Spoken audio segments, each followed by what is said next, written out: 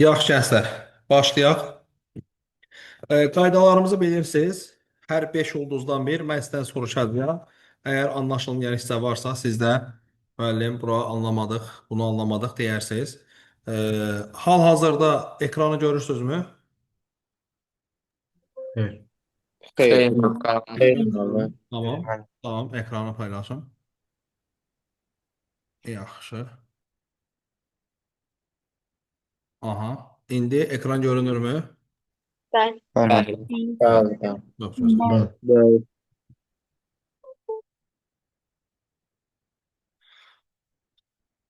Yaxşı. Deməli, dərsimiz nə oldu uşaqlar? Natural ədədlər.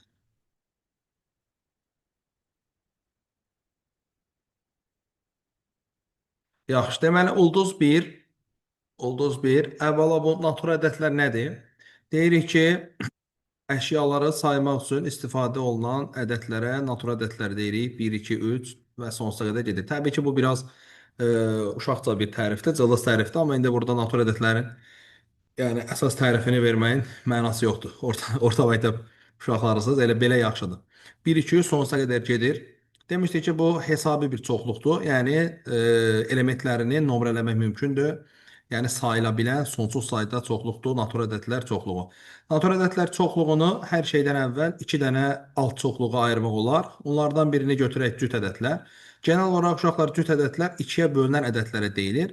2-yə bölünən natural ədədlərdə 2, 4, 6, 8 nə olacaqdır? Cüt ədədlər olacaqdır. Ona görə bunu belə 2-yə kimi işarə elədim. 2-yə bölünməyənlərsə, yəni 2-yə bölünəndə 1 qalığını verənlərsə, onlarsa tək ədədlər olacaqdır. O da 1, 3, 5, 7 və sair sonsuz saydadır. Onu da bu şəkildə işarə elədim. Bu arada tək və cüt olma çox sıxıntılı məsələdir. Dünyanın hər yerində, məsələn, -2 cüt ədəddir, -4 cüt ədəddir. Təəssüf ki, Azərbaycanda elə deyil. İndi dimin sisteminə görə mənfi ədədləri tək və ya cüt qəbul etmirlər. Bunu da nəzərə alarsınız suallarda. Nəzərə alın ki, bir ədəd cütdürsə, demək ki, naturaldır.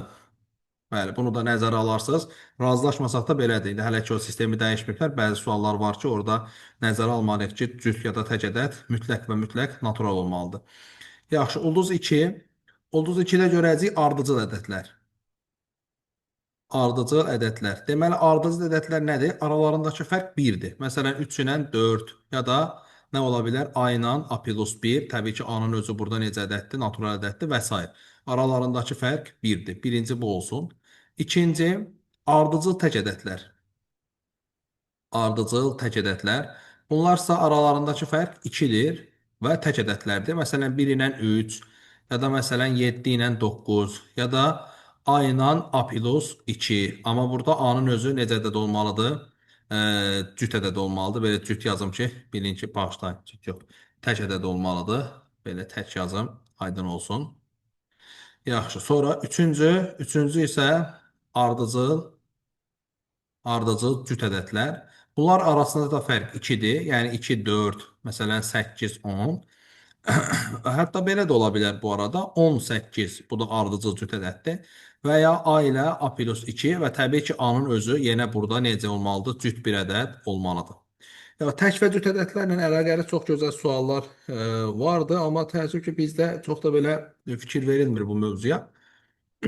Yəni tək cütlüyə aid çox da belə ciddi, dərin sual görməyəcəksiniz. Ona görə də biz də çox ciddi sual qoymuruq. Sadəcə olaraq bir nümunə verib keçəcəyəm. Nümunəni də mən ulduz kimi vermək istəyirəm. Ulduz 3 olsun bu da. Deyirəm ki, X, Y və Z ardıcıl tək ədədlərdir. Ədədlərdir. Və sualımız nədir uşaqlar? Sualımız y çıxılsın x-in kvadratı üstə gəlinsin z çıxılsın x-in kvadratı və üstə gəlinsin nə olsun? Y çıx z-in kvadratı.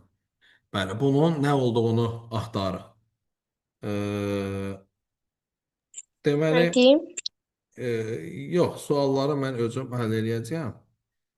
Hə, deməli, dinləyək uşaqlar sadəcə. Necə olacaqdı bu? Necə olacaqdı? Ardıcıl tək ədədlər olduğuna görə Məsələn, bu 3-dürsə, bu 5-dir, bu da 7-dir. Onu tutduğu söhbətə. Yəni ki, x-in üstünə 2 gələndə biz y-i alırıq və y-in üstünə də 2 gələndə biz z-i alırıq. Dolayısıyla buradan çıxan bəsit nəticə nədir? Demək ki, x-in üzərinə 4 gəlməliyik ki, nə əldə edək? Z əldə edək. Onda y çıx x nəyi verəcəkdir? Baxın, x-i burada digər tərəfə göndərsəm, y çıx x 2-dir. Onda olacaq 2-nin kvadratı üstə gəl. Z çıx y, z çıx x.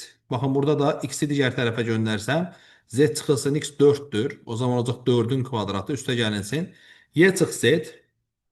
Z-i bu tərəfə atıb uşaqlar 2-ni bu tərəfə atsam, görürəm ki, y çıx z olacaqdır mənfi 2 və mənfi 2-nin kvadratı. Bu da nə eləyəcəkdir? 4 plus 16 plus 4, o da nə olacaqdır? 24. Bu da bizim ulduz 3'ümüz olsun. Ulduz 4. Bəzən uşaqlar sizə deyəcək ki, 2 ədəd verəcək. Deyəcək bunlar ardıcıl tək ədədlərdir.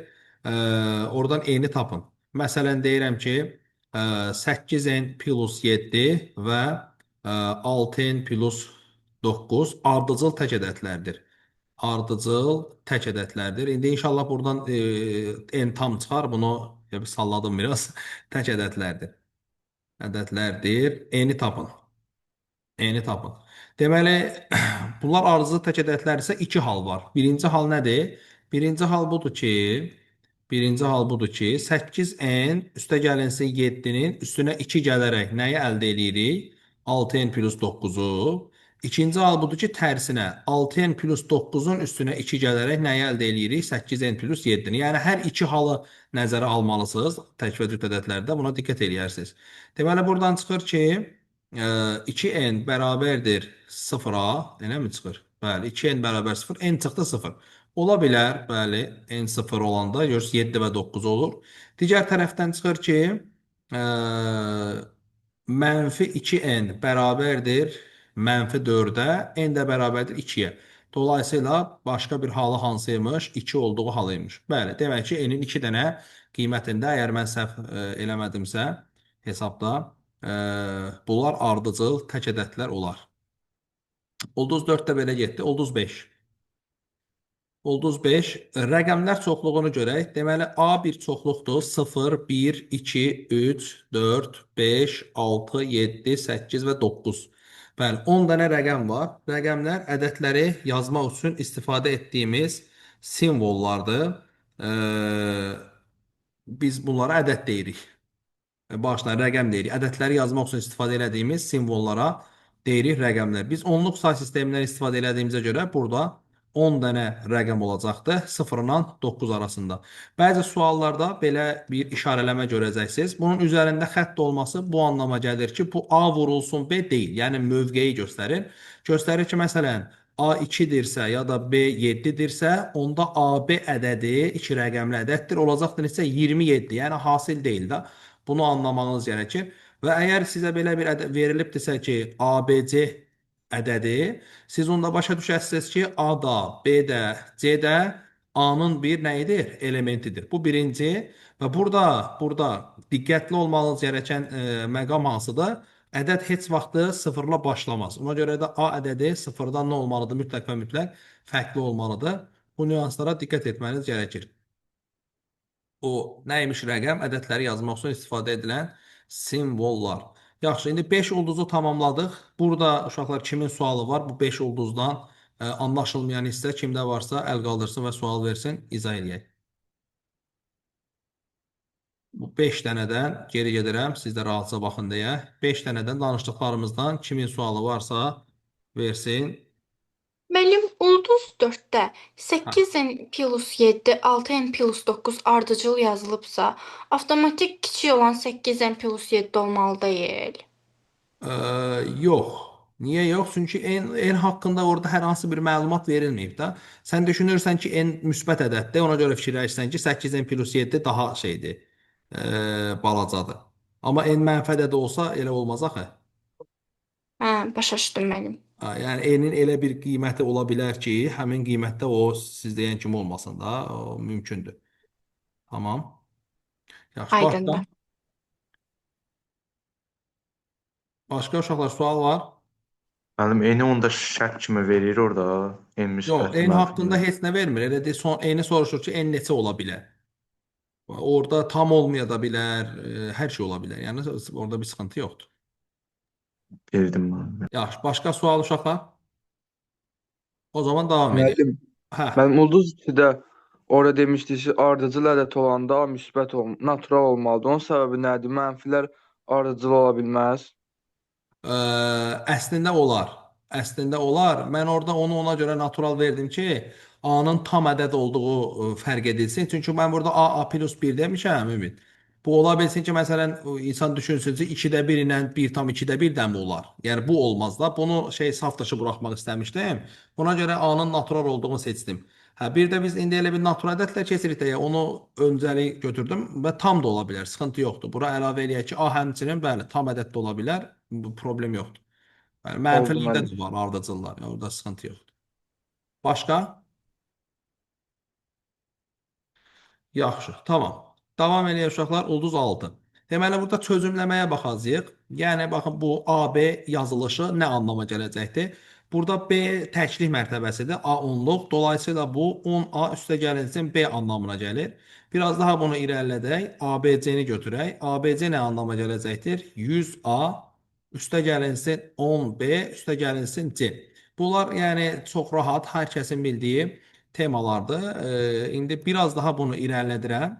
M, N, X deyirəm buna. Bunu açanda yenə 100M üstəgəlinsin 10N üstəgəlinsin X deyə açılacaq. Burada mənim əsasən danışmaq istədiyim əlavə nədir? Burada toplama və çıxmada bəzən belə bir şey eləyirlər. Mən biraz daha yaxşı bir yöntəm düşünürəm bunu eləmək üçün. İndi göstərirəm. Məsələn, belə bir şey. AB çıxılsın BA. Bunun nə olduğunu axtarırıq. Deməli, AB-ni açırıq. Nə eləyəcəkdir? 10A üstəgəlinsin B. Çıxılsın. Yazıda saxlayın. Nə vaxt çıxaq yazdınızsa, mütləq orada mötərizə yazmalısınız. Mötərizədə BA. BA-nı necə açacağıq? 10B üstəgəlinsin A. İndi mötərizəni açırıq. Nə alacaqdır? 10A üstəgəlinsin B çıxılsın 10B çıxılsın A. Nə olacaqdır? 10-dan A-nı çıxanda 9-a. B-dən də 10B-ni çıxanda mənfi 9B oldu. 9-a çıxılsın 9B. İndi mən deyirəm ki, gəlin bunu belə eləyək də. Bunu avtomatikləşdirək. Avtomatikləşdirək. Necə? AB çıxılsın BA. Düzdürmü? AB çıxılsın BA. Sizə deyirəm ki, baxın, birinci buna fikir verin. Buradakı A nəyi təmsil eləyir? 10A-nı. Buradakı A nəyi təmsil eləyir? 1A-nı. Nə eləyəcək 10-dan 1-ə çıxanda? 9-a. Sonra, buradakı B nəyi təmsil eləyir? 1B-ni. Buradakı B nəyi təmsil, bağışlayın, 10B-ni. B-dən 10B çıxanda nə eləyəcək? Mənfi 9B. Bitdi. Yaz çıxılsın 9B. Bu, yəni həm səhv eləmə riskini biraz azaldır, həm də zamandan qənaət eləmiş oluruq. Çünki bu şəkildə çox uşaq səhv edir. İndi bu örnək şeydir deyə, kiçik həcmlidir deyə, fərq bəlkə də ortaya çıxmır. İndi gəlin böyük götürək. Məsələn, deyək ki, ABCD çıxılsın ACDB. Məsələn, belə bir şey götürək. ACDB. Bu nə eləyəcəkdir? İndi baxın, buradakı A nəyi təmsil eləyir? 1000 A-nı. Bu A nəyi təmsil eləyir? 1000 A-nı. Çıxandan olacaq 0. A haqqında heç nə yazmayacağam. Bu B nəyi təmsil eləyir? 100B-ni. Bu B nəyi təmsil eləyir? 1B-ni. Çıxandan olacaq 100B-dən 1B çıxanda 99B. Bu C nəyi təmsil eləyir? 10C-ni. Bu isə 100C-ni. Çıxanda mənfi 90C. Onda yazacağam çıxılsın 90C. Bu nəyi təmsil eləyir? D-ni. Bu nəyi təmsil eləyir? 10D-ni. Çıxanda mənfi 9D. Bax, bu şəkildə daha da bəsitcə bunu sadələşdirmək olacaqdır. Yaxşı, ulduz 6, ulduz 7. Ulduz 7. Deməli, çox sıx soruşulmasa da çox məşhur sualdır. ABC, ABC ədədi verir sizə, bax, belə bir şey. ABC, ABC ədədi və bunun haqqında bəzi məlumatlar soruşur. Məsələn, soruşa bilər ki, 1. 7-yə bölünürmü? 7-yə bölünürmü? Sonra ikinci soruşa bilər ki, 11-ə bölünürmü? Və ya soruşa bilər ki, 13-ə bölünürmü? Deməli, maraqlı olan budur ki, uşaqlar, ABC haqqında heç bir məlumatımız olmasa belə, biz bu sualların üçünə də cavab verə bilirik. Belə ki, necə? Biz ABC-ni belə düşünürük. A, B, C arxasında 3 dənə 0, üstə gəlinsin ABC. Yəqin ki, bunu anladınız. Belə yazmağımda heç bir sıxıntı yoxdur. ABC, arxasında 3 dənə 0, üstə gəlsin ABC. Sonra bilirik ki, arxasında 3 dənə 0 bu anlama gəlir. ABC vurulsun 1000. Üstə gəlinsin ABC. Burada ABC elə bir ortaq vuruqdur. 1000 dənə ABC plus 1 dənə ABC. Nə olacaqdı? 1001 dənə ABC. Olacaq 1001 vurulsun ABC. 1001-in vuruqları isə 7 vurulsun, 11 vurulsun, 13-dür. Olacaq 7 vur, 11 vur, 13 vur ABC. Demək ki, bu tip ədədlərin içərisində həmişə 7, 11, 13 var. Bu o deməkdir ki, 7-yə də bölünür, 11-ə də bölünür, 13-ə də bölünür. Bəli.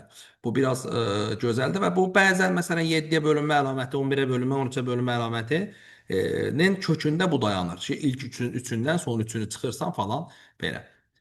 Yaxşı, 7 keçdi uşaqlar. Yəqin ki bu burada bir problem yoxdur. 8-ə keçək. Oldu 8. Yəni mən burada istəyirəm sizdən soruşum, çünki bu mövzu buralar biraz ağır oldu elə bil. Bura qədər uşaqlar sıxıntısı olan varsa soruşa bilər. 6-7 biraz ağır oldu. Ona görə saxlayıram burada. 6-7-də problem olan varmı?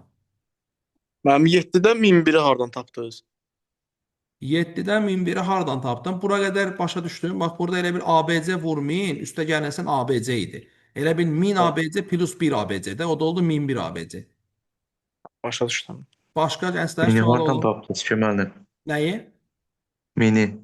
Elə bil ki, məsələn, burada bir örnək verək. Məsələn, bax, 673.673.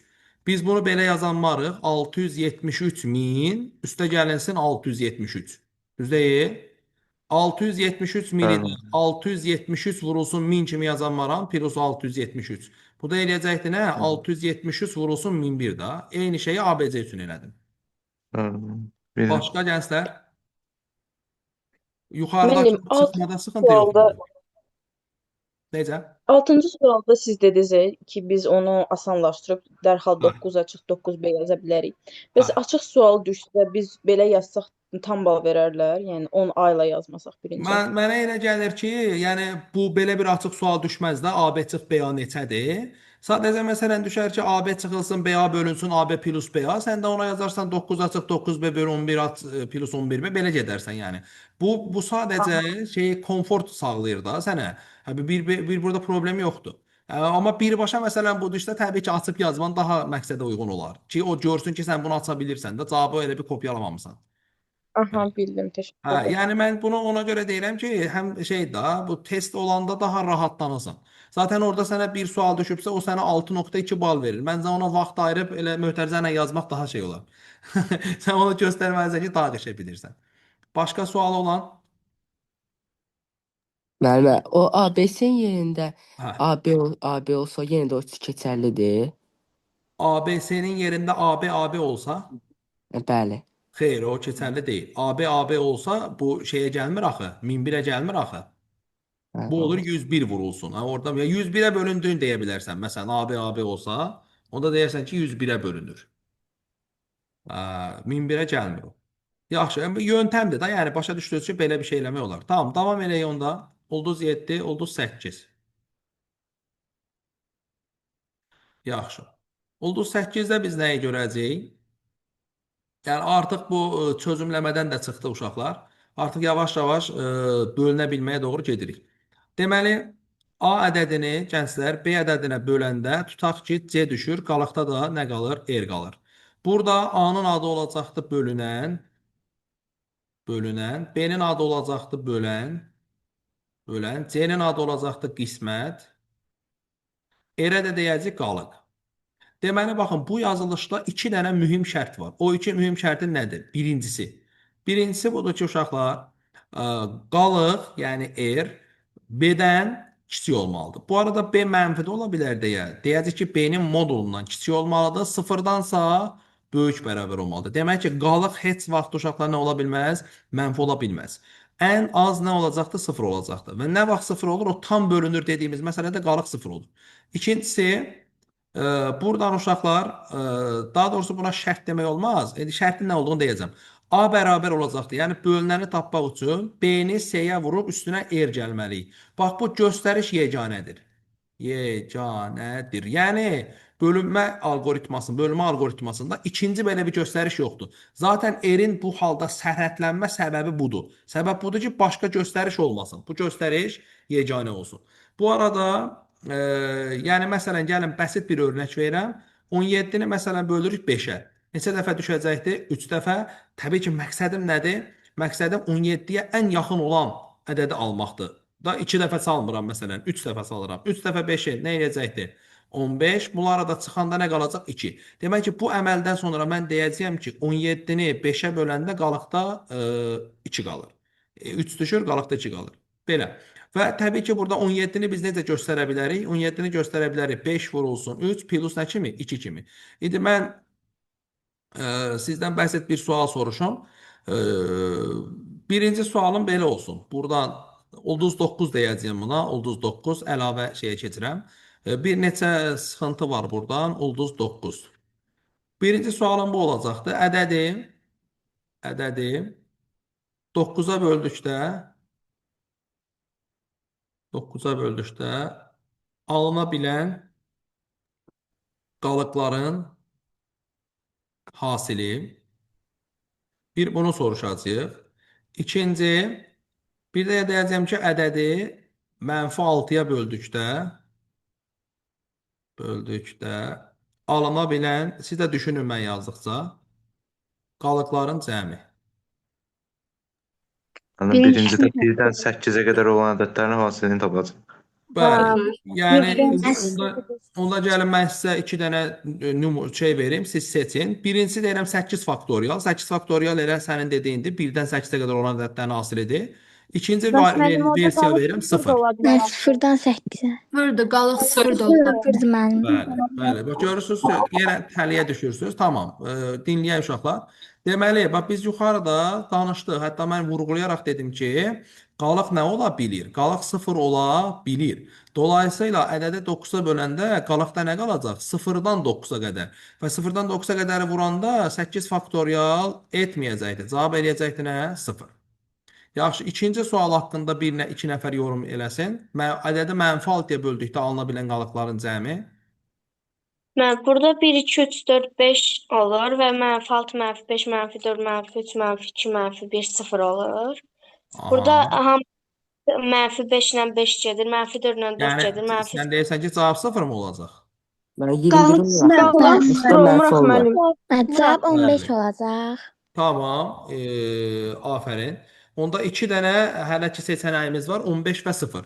Deməli, gənclər, biz yenə yuxarıda vurğuladıq. Qalıq 5 olar müəllim. Bəli, yenə yuxarıda vurğuladıq ki, bölən mənfi olsa belə, nəyin götürürük burada? Baxın, bölənin modulunu götürürük. Dolayısıyla -5-ə böləndə də, -6-ya böləndə də qalıq hansı aralıqda dəyişəcəkdir? 0 ilə nə arasında? -6-nın modulu, yəni 6 arasında dəyişəcək. Beləliklə R, yəni qalıq 0, 1, 2, 3, 4 və 5 ola bilər. Və bunların da toplamı nə eləyəcəkdir? 15 eləyəcəkdir. Bəli, cavab nədir? 15-dir, 0 deyil. Yaxşı, ulduz 9, ulduz 10. İndi ən maraqlı məsələlərdən birinə gəlib çıxırıq.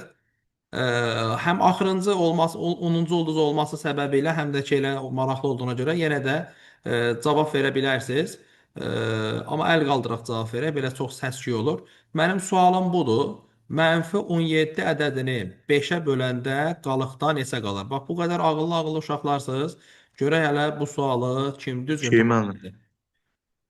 Yaxşı, 2 deyən var. Onda belə deyək, versiyalar verək. A variantı deyirlər ki, qalıq 2 olar. B variantı, buyurun. Müəllim, mən də 2 deyirəm. Qalıq müəllim mənfi ola bilməz 0. Və 3 olar. 3 olacaq müəllim. 2, 0 deyən var. Yaxşı, C variantı. 3 deyən var. Başqa Ayşə İsmailova. 3 deyirəm müəllim mən də. O da 3 deyir. Tamam. Gəlin baxaq görək uşaqlar nə olacaqdı. Deməli, 2 olacaq müəllim. -2 deyən var, onu da yazaq və -2. Yaxşı. İndi gəlin versiyalarımızı bir-bir eləyək. Birincisi biz öyrənmişdik ki, qalıq heç vaxt nə olmaz? Mənfi olmaz. Onda D variantı heç vaxt nə ola bilməz? Cavab ola bilməz. Bu getdi. İkinci, mən sizə dedim ki, qalıq o vaxt 0 olur ki, nə olsun? Tam bölünsün. Qalaq o vaxt 0 olar ki, ədəd tam bölünsün. Bəs -10 7 5-ə tam bölünürmü? Bölünmür. Onda B variantı da elendi. Geriyə 2 variant qalır. Elə bir 2 variant qalır. İndi görək cavab nə olacaq. Və biri siz orada çıxma eləyəndə mən dedim, bax, -7-ni 5-ə böləndə məsələn, bizim dostlar yəqin ki, -3 salıb. -3 salanda burada çıxır -15. Çıxanda nə qalır? -2. Dedi ya, qalaq mənfi olamaz. Bu doğru yanaşma deyil. Demək ki, nə etmək lazımdır? -7-ni 5-ə böləndə -3 yox, -4 salmalıyıq. Ədəd olacaqdır -20, -7-də -20 çıxanda nə qalacaq? 3. Doğru olan buydu. Yəni cavab nədir uşaqlar? 3-dür. Amma indi mən bunu, indi bunu siz normal bir adama deyəcəksiniz, qəbul eləmək istəməz. Amma indi bunu daha yaxşı versiyana sizə izah eləyəcəm ki, həqiqətən də qalıb 3-dür. Baxın, mən məsələn belə bir ədədlər sırası düzəldirəm. 8 var, 11 var, hətta 8-dən başlamıram. Görüm hələ bunu kim deyə biləcək. Buradan davam edirəm. Hətta ya bunu elə izah olaraq izah edirəm. İzah daha yaxşı izah olsun. Gənclər 11 vardı. 11 yox, 13. 13 var, 18 var, 23 var, 28 var. Belə gedir. İndi bu ədədlərin ortaq özəllikləri nədir? Bu ədədlərin 5-5 artı 5 artması. 5-5 artması məntiqlidir 5-5 artması, amma məncə daha yaxşı şey var. 5-ə bölünəndə qalığın 3 olması. Bəli. Bu ədədlərin ən ümdə ortaq özəlliyi hamısını 5-ə böləndə qalıqda neçə qalır? 3 qalır. Amma sizin o gördüyünüz məsələ də düzdür. Siz bir şey gördünüz. Gördünüz ki, bunların hamısı neçə artır? 5-5 artır. Demək ki, mən bu sıranı davam elətdirsəm, 28-in də üstünə 5 gəlsəm, düzdürmü? 28, o zaten bu 5 artır. 28-də üstünə 5 gəlsəm, nə alaram? 33. O da eyni xassəni ödəyəcək. Onun da üstünə 5 gəlsəm 38. O da onu ödəyəcək. Onun da üstünə 5 gəlsəm 43. O da ödəyəcək. Və təbii ki, onda belə bir fikir yaranır ki, əgər 5 üstə gələndə ödəyirsə, bunu tərsinə eləyəndə də olacaq da. Yəni 23-dən 5 çıxanda da ödəyəcək. Həqiqətən də ödəyirmi? Ödəyir. 18-dən 5 çıxanda da ödəyəcək. Ödəyirmi? Ödəyir. 13-dən 5 çıxanda ödəyəcək. Çıx nə oldu? 13-dən 5 çıxanda 8. 8-də 5-ə bölündə qalıqda 3 qalırmı? Qalır. Ondan 5 çıxanda da ödəyəcək. Nə oldu? 3. Ondan 5 çıxanda da ödəyəcək. Nə oldu? -2. Çıx bir daha 5. -7. 7. Bir daha 5 çıx. -12. Bir daha 5 çıx. -17. Bunların hamısının ortaq özəlliyi nə idi? Bütün bu ədədlərin ortaq özəlliyi 5-ə böləndə qalıqda neçə qalırdı? 3 qalırdı. -17 də bu ədədlərin içərisindədir. 5-ə böləndə qalıqda neçə qalır? 3 qalır. Aydındır? Mənfi ədədlərdə də bu tabedir uşaqlar. Yəni buna deyirik indi. İndi başlayaq əsas məsələləri danışmağa. Ulduz 11. Deməli, ulduz 11. Bəzi ədəd şəkilləri olacaq. Məsələn, 5n plus 3. Bu nə anlama gələcəkdir? 5n plus 3. 5-ə böləndə 3 qalığını verən ədədlər. Sən burada n-i nə seçməlisən? İstənilən tam ədəd seçə bilərsən.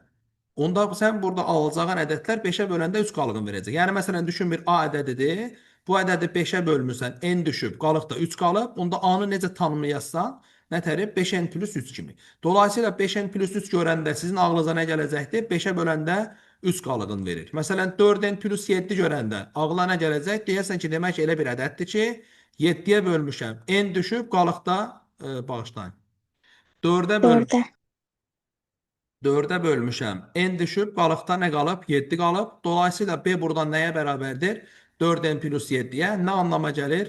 Uşaqlar, 4-ə bölündə 7 qalığını verir. 4-ə bölündə 3 qalığını verir. Da elə bil ki, 4n plus 4 plus 3 kimi yazaram. 4-ə bölündə 7 qalıq mı qalır? Siz də dinmirsiniz.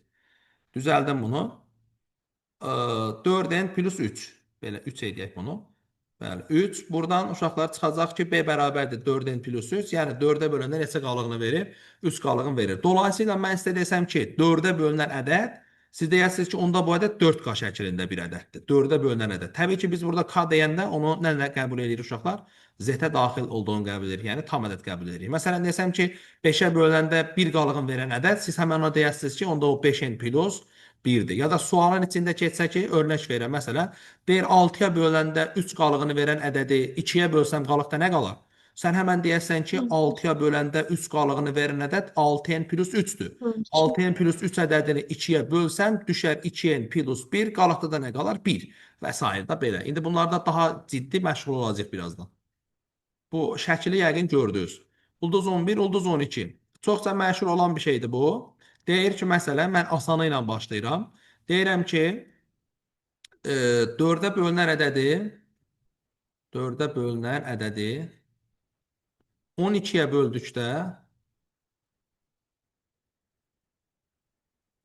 qalıq neçə ola bilər? Yaxşı, həmən 2-3 addımda sualı həll edəcəm. Birincisi, uşaqlar, bayaq danışdıq. 4-ə bölünən ədəd nə şəklində olmalıdır? 4K şəklində olmalıdır.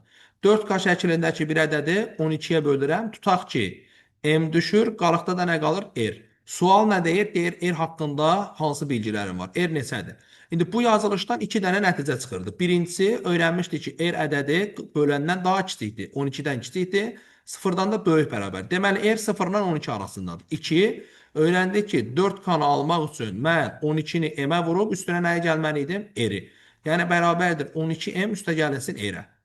İndi, çox maraqlıdır buradan. 12M-i göndərək bu tərəfə. Nə alacağıq? 4K çıxılsın, 12M bərabərdir nəyə? R-ə. Yəni, R uşaqlar bərabərdir. 4-ü möhtəzə xaricinə çıxarsam, K çıxılsın 3M-ə. Bu nə anlama gəlir? Bu anlama gəlir ki, R ədədi 4-ün mislidir. Neçə mislidir? Neydirəm ki, neçə mislidir? Sonra ki, 4-ün mislidir. R 4-ün bir qatıdır. Məsələn, buna bir dənə T desəm, deməli, R nəyə bərabərdir? 4T-yə. Bəs bu nə anlama gəlir? Demək ki, R ədədi 4-ə bölünür. Onda buradakı ikinci şərt nədir? Deməli, iki şərti birləşdirirəm. Birinci şərt nə idi? R 0-dan 12 arasındadır. İkinci şərt nədir? 4-ə bölünür. İndi 1 və 2-ni birlikdə nəzərə alanda tapıram ki, R nə ola bilər? 0-dan 12 arasında 4-ə bölünən 0, 4 və 8. Demək ki, R 0, 4 və 8 ola bilərmiş. 13-cü ulduza keçirəm.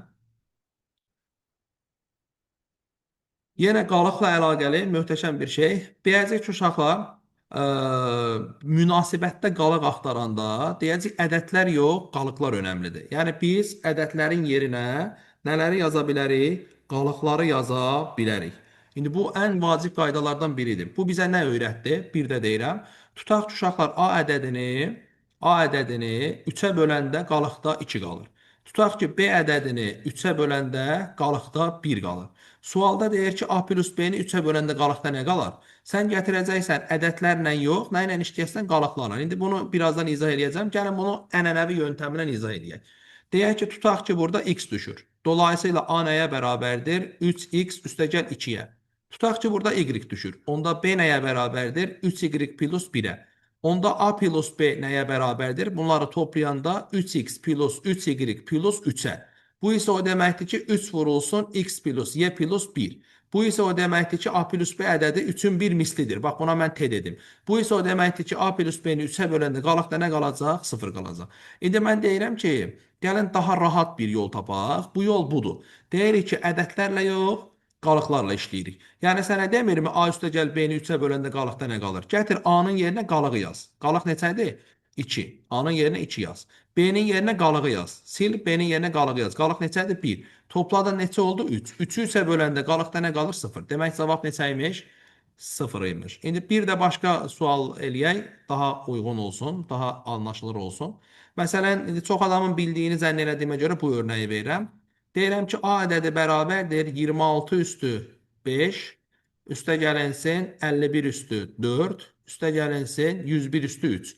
Deyirəm ki, A-nı 25-ə böləndə qalıqda nə qalır? Sual budur. A-nı neçəyə bölürəm? 25-ə bölürəm, qalıqda nə qalır? Bax, bunu soruşuram. A-nı 25-ə böləndə qalıqda nə qalır? Birincisi, nə öyrəndim? Dedim, ədədlərlə yox, qalıqlarla işləyirəm. 26-nı 25-ə böləndə qalıqda nə qalır? 1. Ona görə 26-nı silirəm, yerinə 1 yazıram. 51-i 25-ə böləndə qalıqda nə qalır? 1. 51-i silirəm, yerinə 1 yazıram. 101-i 25-ə böləndə qalıqda nə qalır? 1. 101-i silirəm, yerinə 1 yazıram. Nə olur uşaqlar, onda cavab 1 üstü 5, 1 üstü 4, 1 üstü 3.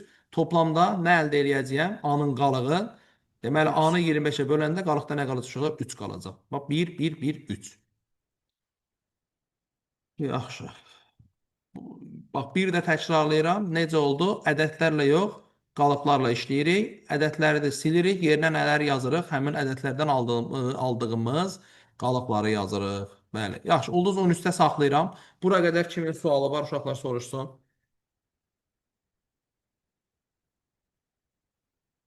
Müəllim, ola bilər ki, bu qalaq məsələlərini dəyişənlərlə versin. Bizə 26 üstü 5 yox. 55 üstü 4 yox. Bu dəyişənlərlə versin. Tamam. Dəyişənlərlə genel olaraq yox. Çox vaxtı elə verməz. Bildim. Başqa uşaqlar sualı olan? Müəllim, orada 26-ın üstünə xətt çəkdiyini bir götürdü. Bəli, çünki ədədlərin yerinə qalıqları yazırıq. 26-nı 25-ə böləndə qalıqda 1 qalırdı. Başqa gənclər 12-də falan sualı olan var? Yaxşı, gözəl. Tamam. Ulduz 10 neçəni yazdıq? 13-ü yazdıq. Ulduz 14-ə keçək. Ulduz 14-də bölünmə əlamətlərinə baxacağıq. İndi çox adam çoxunu bilir deyə mən bunları sadəcə şifahi deyib keçəcəm. 2 deyirdi ki, bütün cüt ədədlər 2-yə bölünür. 3 deyirdi ki, rəqəmlərinin cəmi 3-ə bölünən ədədlər 3-ə bölünür. 4 deyirdi ki, son 2 rəqəmin əmələ gətirdiyi 2 rəqəmin ədəd 4-ə bölünürsə, bu ədəd 4-ə bölünür. Ya da sonu 0-0-dırsa, 0-4-dürsə, 0-8-dirsə, bu ədəd 4-ə bölünür. 5 sonu 0 və 5 ilə bitən ədədlər 5-ə bölünür. 6 2-yə və 3-ə bölünən ədədlər 6-ya bölünür. 8 son 3 rəqəmin əmələ gətirdiyi ədəd 8-ə bölünürsə 8-ə bölünür. Ya da 0-0, 0-0-8, 0-4-0 və s. da bunlar ya da 0 belə məncə elə bunda bitir axı bir dəqiqə. 0-4-0. Bəli. 9-a bölünmə, deyir ki, rəqəmlərinin cəmi 9-a bölünən ədəd 9-a bölünür və 10-a bölmə sonu 0-la bitən ədəd 10-a bölünür. İndi bu 7 falan bunlar istifadə edilmir deyə onlara demirik. Ulduz 15. Burada ən maraqlı məqamlardan biri, məsələn, sual verilir ki, A ədədinin 18-ə bölünməsi 18-ə bölünürsə, onda bu neçəyə bölündüyündən çıxacaq ki, 18-ə bölünür? Demək 2-yə ki, 9-a. 2 və 9. Tamam. 18 3 vur 6-dır. Həm də 18 nədir? 2 vur 9-dur. İndi burada bəzən şübhə yaranır ki, görəsən 3-ə və 6-ya mı, yoxsa 2-yə və 9-a mı? Təbii ki, burada uşaqlar əsas şərt nədir? Bu ədədlərin qarşılıqlı sadə olmasıdır. Yəni ki, 2-yə və 9-a bölünürsə 18-ə bölünür. Ya da məsələn 72-yə bölünmə əlaməti 72 bilirsiniz ki, 12 vur 6-dır. İndi mən 12-yə və 6-ya mı bölünür deyəcəm? Xeyr. Nə deyəcəm? 9-dan 72. 8. Bəli, 8 vurulsun 9-dur. Deyəcəyəm ki, 8-ə və 9-a bölünən ədəd nə olacaq? 70-ə bölünəcək. Demək ki, əsas məsələ nədir? Bu ədədlərin nə olmasıdır? Qarşılıqlı sadə olmasıdır. Amma tərsi doğrudur. Məsələn, mən deyirəm ki, 72-yə bölünən ədəd 12-yə və 6-ya bölünür. Bu düzdür. Amma 12-yə və 6-ya bölünən ədəd 72-yə bölünür, bu səhvdir. Aydındır. Çünki bir ədəd 72-yə bölünürsə, onun bölənlərinə də nə eləyir? Bölünür. Gəlin bir onu da görək. 15, ulduz 16. Ulduz 16. Deməli, məsələn, 24 ədədini götürək. 24 ədədinin bölənlərini yazaq. Bölən demək nədir? 24-ü bölən ədədlər. 1, ən kiçiyi 1-dir. Naturallarından söhbət gedir təbii ki. 2, 3, 4, 6, 12 və yox, 8 də var burada. 8, 12 və 24. Deməli, 24-ün bölənlərinin ən böyüyü elə onun özü olacaqdır. Bunlar 24-ün nələridir? Bölənləri. Bölənlər. Bir də 24-ün gəlib bölünənlərin yazaq. Bölünən nə deməkdir? 24-də bölünən ədədlər. Yəni 24-dür, 48-dir, 72-dir, 96-dır. Neçə artacaq bunlarda? 24 artacaqdır. Bunlar da olacaq 24-ün bölünənləri. Bir də burada işarələməni indidən öyrənin, gələcəkdə istifadə edəcəyik. Bu yazılış bu anlama gəlir ki, A ədədi B-ni bölür. A ədədi B-ni bölür. Bu yazılış o anlama gəlir ki, 3 dənə belə nöqtə qoyursa, bu anlama gəlir ki, A ədədi B-yə bölünür. A ədədi B-yə bölünür. Deməli, əslinə baxanda buradan görün nə qədər şey çıxır. Baxın, məsələn, mən yazıram ki, C böl D daxildir Z-ə. Bu nə deməkdir? Yəni C-ni D-yə böləndə nəticə tam olur. Buradan görün nə qədər tema çıxar. 1. Deyərəm ki, C ədədi D-yə bölünür. Sonra deyərəm ki, D ədədi C-ni bölür. Sonra deyərəm ki, C ədədi D-nin bölünənidir. Sonra deyərəm ki, D ədədi C-nin bölənidir. Sonra deyərəm ki, C ədədi D-nin bir mislidir və s. Yəni bunlar, bu riyazi olaraq bunların hamısı möhtəşəm şəkildə bilinməlidir. İndi bəlkə də mən CD dedim, bəziləri anlamadı. Ona görə mən bunu indi keçirəm belə normal bir nümunə üstünə. Məsələn, 3 və 12 haqqında gəlin danışaq. Birincisi, deyərəm ki, 3 12-nin bölənidir. Və ya deyərəm ki, 12 3-ün bölünənidir. Və ya deyərəm ki, 12 3-ə bölünür. Ya da deyərəm ki, 3 12-ni bölür. Ya da deyərəm ki, 12 3-ün bir mislidir. Bunların tam mislidir. 12 3-ün tam mislidir. Bunların hamısı gözəl-gözəl bilinməli olan şeylərdir. Ya da məsələn belə suallar verilir. Ulduz neçə olsun? 18, 17 olsun. Deyilir ki, ulduz 17. Deyilir ki, böləni 6 dəfə artırıb bölünəni 2 dəfə azaltsaq qismət necə dəyişər? Qismət necə dəyişər? Bax, bu tip sualları necə həll edəsiniz? 3 dəfə artır. Ola bilər. İndi baxaq görək də. İndi bu tip suallarda necə bir yöntəm uyğulayacağıq? Deməli, uşaqlar, belə yazmaqda fayda var. A bölünsün B bərabərdir C-yə. Burada A kimi təmsil eləyir? Bölünəni. Bölünən. B kimi təmsil eləyir? Böləni. Bölən. C kimi təmsil edir? Qisməti. İndi gələcəkdə görəsiniz, indidən görməkdə fayda var. Öyrənəcək ki, kəsrin surəti ilə onun qiyməti düz mütənasibdir. Yəni A ilə C düz asılıdır. B ilə C tərs asılıdır. A ilə B düz asılıdır. Təbii ki, biz asıllıq yazanda digərlərinin sabit olduğunu nəzərə alırıq. Yəni A ilə C-nin düz asılı olması üçün B nə olmalıdır? Sabit olmalıdır. B ilə C tərs asılıdır. Yəni şərt verilməlidir ki, A nədir burada? Sabitdir. Ya da A ilə B düz asılıdır. Demək ki, C nədir burada? Dəfə artır. Və s. Görür. Səsi bağla dostum. Hə. İndi davam eləyək uşaqlar. Deməli, sualımıza baxaq. Deyir ki, böləni 6 dəfə artırdıqda. Bölən kimdir burada? A. A-nı 6 dəfə artırır. Başlayın. Bölən B-dir. B-ni 6 dəfə artırır. Bölünəni 2 dəfə azaltdıqda A-nı 2 dəfə azaldır. Deyir C necə dəyişər? İndi biz gördük ki, A ilə C düz asılıdır. A-nı 2 dəfə azaldanda C də 2 dəfə azaldı. Sonra B ilə C tərs asılıdır. B-ni 6 dəfə artıranda C nə elədi uşaqlar? 6 dəfə azaldı. Necə dəyişdi onda C? 2 dəfə azaldı, 6 dəfə azaldı. Demək ki, 12 dəfə nə elədi? Azaldı. 12 dəfə azaldı. Aha. 17 də belə oldu. Bütün bu tip sualları belə eləyin. A böl B bərabərdir C şəklində yazın, eləyin. Ulduz 18. İndi mən bu mövzumuz deyil deyə bu hissədən danışmadım. Bax, bu hissədən əslində bu hissə çox su götürər. Çox danışmaq olar bu haqda. İndi faiz nisbət tənasüb mövzusunda danışarıq. 18-ci ulduza gəldik, çatdıq. 18-ci ulduz. Yaxşı. Burada nəyi danışacağıq 18-ci ulduzda? Artıq elə bir yavaş-yavaş uşaqlar əbob-əkoba giriş eləyirik. Mən belə bir şey düşünürəm. Deyirəm ki, gəlin 12-nin bölənlərini yazaq. 12-nin bölənlərini yazaq. Hansılardır? 1, 2, 3, 4, 6 və 12. Sonra deyirəm ki, gəlin 18-nin bölənlərini yazaq. 1, 2, 3, 6, 9 və 18. Sonra deyirəm ki, gəlin baxaq görək elə bölənlər arasında ortaq olanlar varmı? Görünür ki, bəli, 1-lər ortaqdır, 2 ortaqdır, 3 ortaqdır və 6 ortaqdır. Deməli uşaqlar, bunlar arasında əhəmiyyət kəsb eləyən 6-dır. Baxın, deməli mən bu yazaraq nə gördüm? Gördüm ki, 12-nin və 6-nın ortaq bölənləri var. Və bu ortaq bölənlərin ən böyüyü 6-dır. Onda mən bunu belə yazacağım. Deyəcəyəm ki, ən böyük ortaq bölən, kimin ən böyük ortaq böləni?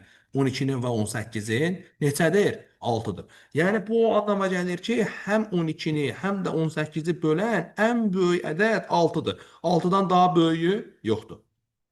Yəni əbob bu anlam, əbob bu deməkdir. 12-ni və 18-i bölən ən böyük ədəd 6-dır, daha böyüyü yoxdur. Yaxşı. Deməli, indi mən bunu belə də yaza bilərəm. Bu arada bundan sonra uşaqlar bu yazılış 12-18 yazılışı əbob anlamına gələcəkdir. Yəni belə yazılış bilin ki, belə bir yazılış varsa, bu bizdə əbob deməkdir. Bu o deməkdir ki, əbob abi. Deməli, buradan məlum oldu ki, A və B ədədlərinin əbobu əgər C olsa, A və B ədədlərinin əbobu C olsa, birincisi, C elə bir ədəddir ki, A-nı neyniyir? Bölür. İkincisi, C elə bir ədəddir ki, həm də nəyi bölür? B-ni bölür. Üçüncüsü, bu şərti ödəyən, 1 və 2-ni ödəyən C-dən daha böyük ədəd yoxdur. C-dən daha böyük ədəd yoxdur. Ən böyüyü budur. Daha böyük ədəd yoxdur. Bəs daha kiçik ədəd varmı? Var. C-dən kiçik olanlar var. Başqa ədədlər də var. Amma ən böyüyü kimdir? Ən böyüyü C-dir. Yaxşı. İndi keçək bir də əkoba da baxaq. Amma geri qayıdacaq da. Biz əbob əkoba hələ sadəcə nə olduğunu görürük. Onlar haqqında birazdan daha geniş danışacağıq. Ulduz 18, ulduz 19.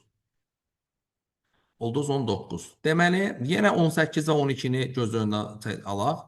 Deyirəm ki, gəlin 12-nin bölünənlərini yazaq. 12, 24, 36, 48, 60, 72, 84, 96, 108 və s. Sonsuza qədər gedir.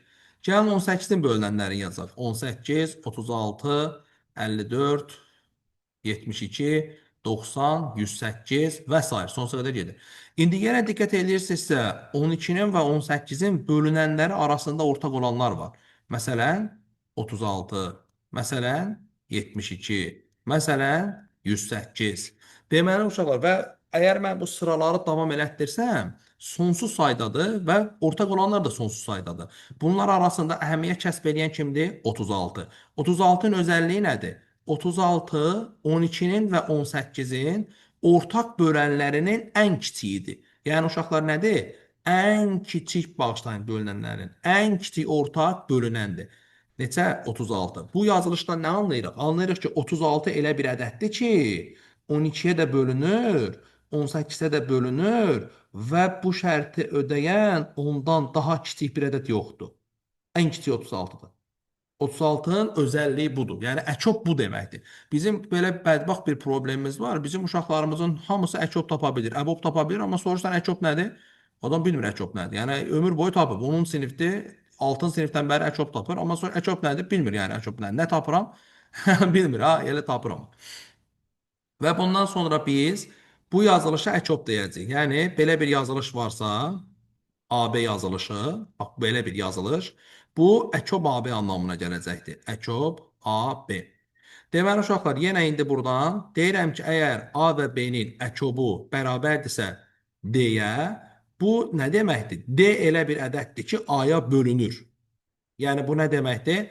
Bu o deməkdir ki, A ədədi D-ni bölür. İkinci, D elə bir ədəddir ki, B-yə bölünür. Yəni, B ədədi D-ni bölür. Üçüncü, D elə bir ədəddir ki, 1 və 2-ni ondan 1 və 2-ni ödəyən ondan daha kiçik yoxdur. Yəni, D 1 və 2-ni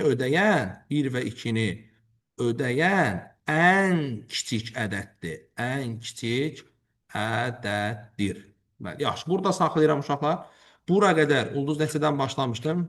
Ulduz 16-dan deyəsən. Yox, 14-dən. Ulduz 14-dən bura qədər sualı olan var, soruşun.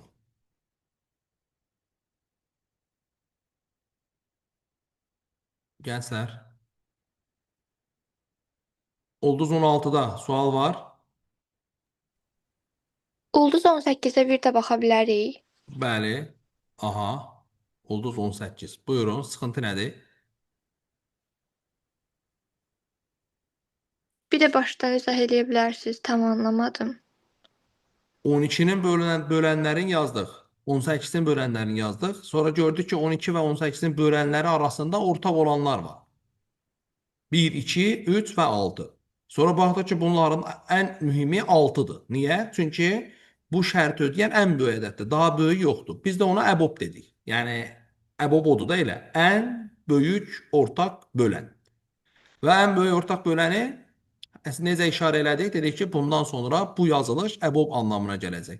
EBOB AB bərabərdir C. İndi yuxarıdakına da bax, 12 ilə 18-in EBOB-u 6-dır. Nə deməkdir? 6 12-ni bölür. Nə deməkdir? 6 18-i bölür. Başqa bu şərti ödəyən başqa bir ədəd yoxdur. Daha böyüyü yoxdur.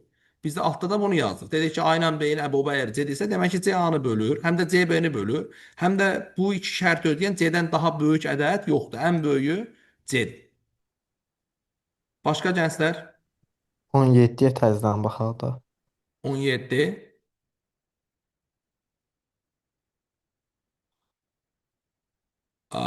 Burada nə sıxıntı var? Harasını burada anlamadın? C-nin necə dəyişdiyi. Hə, bax burada bu şeyləri yazdıq. Mütənasiblikləri yazdıq. Bax bu yazılır düz mütənasib anlamına gəlir. Yəni A artanda C də artır. Bu yazılış tərs mütənasibdir anlamına gəlir. Yəni B artanda C azalır. İndi burada görürsən ki, A 2 dəfə azalıb. A ilə də C düz asılıdır axı. Dolayısıyla C də 2 dəfə azalıb. Sonra B 6 dəfə artıb. B ilə C tərs asılıdır. B 6 dəfə artanda C 6 dəfə azalır. 2 dəfə azaldı, 6 dəfə azaldı. Necə dəyişdi? 12 dəfə azaldı. Çox sağ olun. Sonra gənclər başqa ulduz 16 problem yoxdur. Bölən Yəni onu başqa üsullarla yazmaq olar əslində. Ona nisbət yazıcı 17 də deyəsən. 17. əlbəttə olar. Məsələn, nətəri? Məsəl üçün A bölünsün B bərabər C-dir. Məsəl üçün A-nı 12 dəfə deyir azalt, A-nı 12 dəfə azaltdırıq, sonra B-ni 6 dəfə artırırıq, elə bölürük də A bölünsün 12, bölünsün 6B. Elə yazmaq olar. Oradan Olar. nisbətə bax. Onlar da C-nin necə dəyişdiyini görəslər, amma məncə mənim dediyim daha rahatdır axı. Niyə rahatdır? Çünki sən zaten yəni ek bir şey öyrənmirsən də burada. Sən onsuz da bunların düz mütənasib olduğunu bilməlisən, bunların nəyin tərs mütənasib olduğunu bilməlisən, başa düşdün? Yəni orada sən yeni bir şey əlavə eləmirsən də. Yəni prosta o bilgi yoxdur deyə səndə çətin gəlir ki, bunlar düz mütənasib nədir, tərs mütənasib nədir? Amma onlar olmadan məsələn irəli getmək olmaz axı. Yəni düz tərsi bilmədən bir şey eləmirsən, amma sənin dediyin düzdür, yəni eləmək olar. Düz A-nın yerinə məsələn sən burada nə edirsən? Deyir bölünəni 2 dəfə azalt. A-nın yerinə A bölü 2 yazırsan, B-nin yerinə 6B yazırsan, C olur məsələn C bölü 12. O da zaten çətindir da, yəni belə baxanda. Yaxşı, sonra başqa gənclər? Müəllim 18 və 19-da daha böyük ədəd versən eləyəcəyik. Yox, 18 və 19-da biz, bax mən danışdım axı, mən burada yöntəm öyrətmədim ki. Məsələn, mən inanıram ki, siz əksəriyyəti heç vaxt belə bir şey görməyib, yəni ki, bu nədir ki, əbob? Biz burada əbob və əkobun mahiyyətini gördük. Ki, əbob nədir ki, əkob nədir ki? Biz onların necə tapılacağını hələ danışmamışıq. Yəni, daha böyük ədədlər olanda bəzi hansı üsullar var, onları birazdan danışacağıq ki, əbob necə tapılar, əkob. Və o sizin yaxşı olduğunuz sahədir. Əbob, əkobu tapa bilirsiniz. Nə olduğunu bilmirsiniz, yəni. Yaxşı, 20-dən davam edirik gənclər onda. Ulduz 20. Ulduz 20. Deməli, P ilə uşaqlar sadə ədədlər çoxluğunu işarə edirəm. Sadə ədədlər çoxluğu nədir? Sadə ədədlər yalnızca özünə və birə bölünən ədədlərə sadə ədədlər deyilir. Ən kiçik nümayəndəsi 2-dir. Sonra 3-dür, 5-dir, 7-dir, 11-dir, 13-dür, 17-dir, 19-dur, 23-dür və s. Sonsuza qədər bu davam edib gedir. Deməli, məsələn, sual oluna bilər ki, görünən nədir? Görünən bir dənə maraqlı bir şey var. Görürük ki, uşaqlar, ədədlərin əksəriyyəti sadə şeydir, tək ədəddir. Bir dənə burada sıxıntı yaradan kimdir uşaqlar? Bir dənə bu ədəddir ki, 2 ədədidir ki, bu tək ədəd deyil. 2 cüt olan yeganə sadə ədəddir ki, 2 cütdür. Və inanırsınız bunun üstündə nə qədər suallar qurulur sırf 2-nin cüt olması ilə əlaqəli. İndi məsələn mən onlardan birini elə maraq olsun deyə verirəm. Belə sual düşməz, narahat olmayın. Sual budur uşaqlar. P üstü Q üstə gəlinsin. Q üstü P sadə ədəddir. Sadədir. P üstü Q üstə gəlinsin. Q üstü P sadədir. P və Q də sadədir. P və Q də sadədir. Onda P vur Q-nü tapın. Yəni P üstü Q plus Q üstü P sadə ədəddir. P ilə Q-nün özü də sadədir. Onda deyir ki, uşaqlar, nəyi tapın? Mürəkkəb olur. Q vur P-ni tapın. Yox, tapın Sən deyəndə demirəm mürəkkəbdir yoxsa sadədir, deyir neçədir. ha, Ə, nəsə verməyib xanım da. 6 ola yox, bilər məsələn. gəlin indi baxaq. Tamam. Deməli gənclər, birincisi belə bir şey düşünək də. Birincisi bizə deyib ki, P üstü Q və üstəgəl Q üstü P sadə ədəddir. Deməli sadədirsə 2 deyilsə bu cütdür da, düzdürmü? Təkdir da. Yəni hamısı təkdir axı. Bir dənə kim cütdür? 2. Demək ki, bu ya 2-yə bərabərdir ki, bunun 2-yə bərabər olması mümkün deyil. Doğrumu? Çünki 2 olması üçün nə olmalıdır? P-ni elə 2 seçsəm 2 üstü bunlardan hər hansı birini qoysam 8-i keçir də. Bunun 2 olması mümkün deyil. Demək ki, tək ədəddir. P üstü Q üstə gəlinsin, Q üstü P necə ədəddir uşaqlar? Təkdir. Tək olduğunu hardan bildim? Bax bir də deyirəm. Axı deyir ki, sualda deyir bu sadədir bu cəm. Sadədirsə ya 2-dir ya da bunlardan biridir da. 2 olmadığını gördüm. Demək ki, bunlardan biridir. Demək ki, təkdir. İndi Yəni mənim 3 olur da 3 olmalı. necə? 3 ola bilər ki, məsələn bu yazdığınız paste Bilmirəm ki, görürsə. 3 bəlkə 17-dir, bəlkə 19-dur, bəlkə 137-dir, mən bunu bilmirəm yəni. Sadəcə bilirəm ki, təkdir. Deyirsiniz oradan İndi başlayır. Ona görə dedim. necə? Deyirsiniz mən oradan başlayır. Məsələn 2 olanmaz 3 5 sad ola bilər. 3 bəs niyə olur Elə bəlkə? demədim. Dedim ki, ya təkdir, ya da 2-dir. Aydındır. Oradan başlayıb demirəm. Dedim ki, 2 deyilsə demək ki, təkdir. Çünki hamısı təkdir, bir dənə 2 cütdür. Mən ona görə tək halda baxıram. Davam eləyirəm. Məlum məsələdir ki, tək ədədi toplasam cavab cüt olar. Bu cavabın tək olması üçün cütlə təkin toplanması gərəkir ki, cavab nə olsun? Tək olsun. Bu onu göstərir ki, bunlardan biri cütdür. P-nin özü də sadə ədəd olduğundan P üstü Q məsələn şey verirəm də mən müəyyənlik olsun deyə P üstü Q-nü cüt seçirəm. P üstü Q cütdürsə bunun cüt olması üçün mütləq və mütləq P2 olmalıdır. Çünki başqa yol yoxdur. P mütləq və mütləq 2 olmalıdır. P2 olmalıdır. Başqa yol yoxdur. Niyə yoxdur? Çünki P üstü 2 cütdür. P-nin özü də sadədir. 5, 7, 11 seçsəm 5 üstü nə olursa olsun tək olar. 11 üstü nə olursa olsun tək olar. Demək ki, P 2-dir. Onda bu ədədlərin birini tapdıq. Biri 2-dir. Onda bu belə bir şeydir. 2 üstü 2 üstə gəlinsin 2 üstü 2. Bu sadə olmalıdır. 2 üstü 2 plus 2 üstü 2 nə olmalıdır? Sadə olmalıdır. İndi Q-nun zənnimcə 3 olduğu cavab düz cavab gələcəkdir. 2 üstü 3 neçə eləyir? 8. 3 üstü 2 neçə eləyir? 9. Topladıq neçə elədi? 17. 17-nin özü necə ədəddir? Allahdan necə ədəddir? Sadə ədəddir. Demək ki, nə ola bilər? Biri 2, biri 3 ola bilər. Cavabımız neçədə 6 və 3-dən başqası ödənmir. İndi bu əslində uşaqlar bu arada çox yaxşı olimpiyat sualıdır. Bizim indi sadəcə burada fikir yaransın deyə bunu dedik. Çox da belə üstünə getməyə dəyməz. Vaxtımız zaten azdır. İnanıram ki, müəyyən qədər maraqlı olubdur.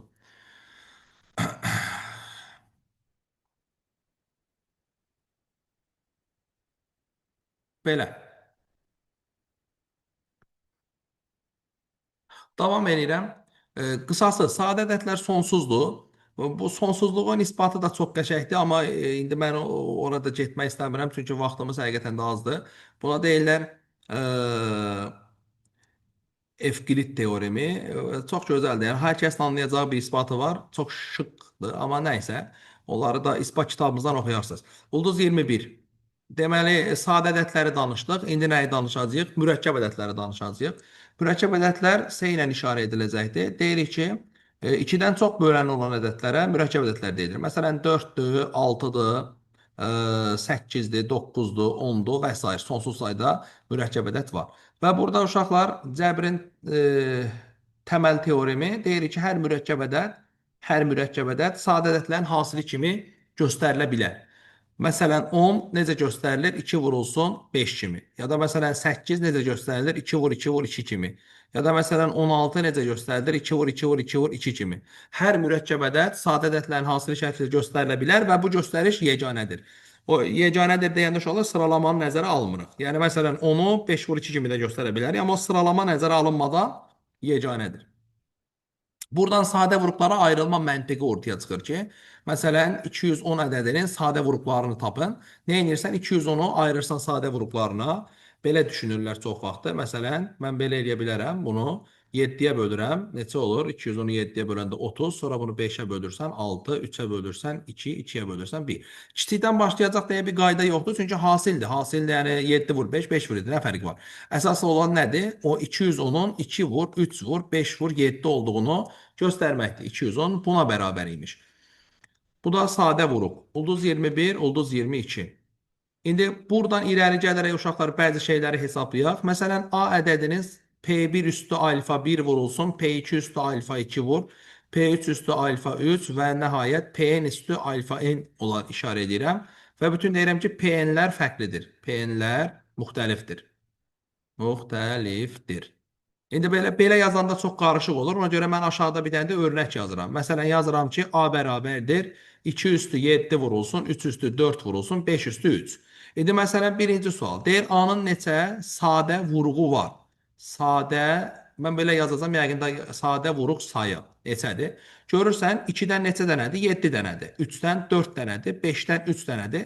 Mən bunları toplayaraq 7 plus 4 plus 3 nə edə bilərəm? Cavaba çata bilərəm ki, neçə sadə vuruğu var? 14 dənə. İndi qayda üçün buradan yazıram. Birinci sualın cavabı nə olacaqdır? Bu ədəd üçün nə olacaqdır? Alfa 1 plus alfa 2 plus nəhayətində alfa n. İkinci sual, sadə bölən sayı. Neçə dənə sadə böləni var? Görünür ki, sadə bölənlərin biri 2-dir, biri 3-dür, biri 5-dir. Dolayısıyla 3 dənə sadə bölənim var mənim. 3 dənə sadə bölənim var. Bu sual üçün, bu ədəd üçünsə P1-dir, P2-dir, P3-dür və Pn-dir. Deməli, neçə dənədir? N dənədir. Üçüncü, müxtəlif sadə vuruq sayı. Müxtəlif sadə vuruq sayı. Yəni, müxtəlif sadə vuruğa baxıram. 2-dən 7 dənədir, amma 2 bir dənədir. Yəni, sadə müxtəlif də 2-dir, 3-dür, 5-dir. 3-dən tamam 4 dənə var, amma müxtəliflərə baxanda 2-dir, 3-dür, 5-dir. Neçə dənədir? O da 3 dənədir. Təsadüfi deyil ki, sadə bölən sayına bərabərdir. Bəli, bunlar həmişə bərabər olur. Dolayısıyla burada da cavab n-dir. Dördüncü, natural bölən sayı necə tapıram? İndi bu haqda birazdan daha geniş danışarıq. Hələ ki, belə deyək keçək. Baxıram 2-dən neçə dənədir? 7 dənədir. Natural bölən sayı. Nə edirəm? 7 üstə gəlinsin 1. Vurulsun. 3-dən 4 dənədir. 4 üstə gəlinsin 1. Vurulsun. 5-dən 3 dənədir. 3 üstə gəlinsin 1. Nə elədi uşaqlar? 8 vur, 5 vur, 4. 160. Cavabı beləcə tapıram. Burada da cavab nə olacaqdır? Alfa 1 plus 1 vurulsun. Alfa 2 plus 1 və nəhayət sonuncu alfa n plus 1 olacaqdır. 5-ci, tam bölən sayı. Nə qədər müsbət böləni varsa, bir o qədər də mənfi böləni olduğundan tam bölən sayı natural bölən sayının 2 mislidir. Ona görə də cavab olacaq burada 2 vurulsun alfa 1 plus 1, alfa 2 plus 1 və nəhayət sonuncu alfa n plus 1. 6-cı, tam bölənlərin cəmini bəzən soruşur. Təbii ki, 0 eləyəcəkdir. Çünki nə qədər müsbət varsa, bir o qədər də nə var? Mənfi var. Və gəldik əsas məsələyə. Əsas məsələ. Burada bəzən belə suallar soruşulur. Məsələn, 7-də belə soruşaq. Soruşaq ki, A-nın natural bölənlərindən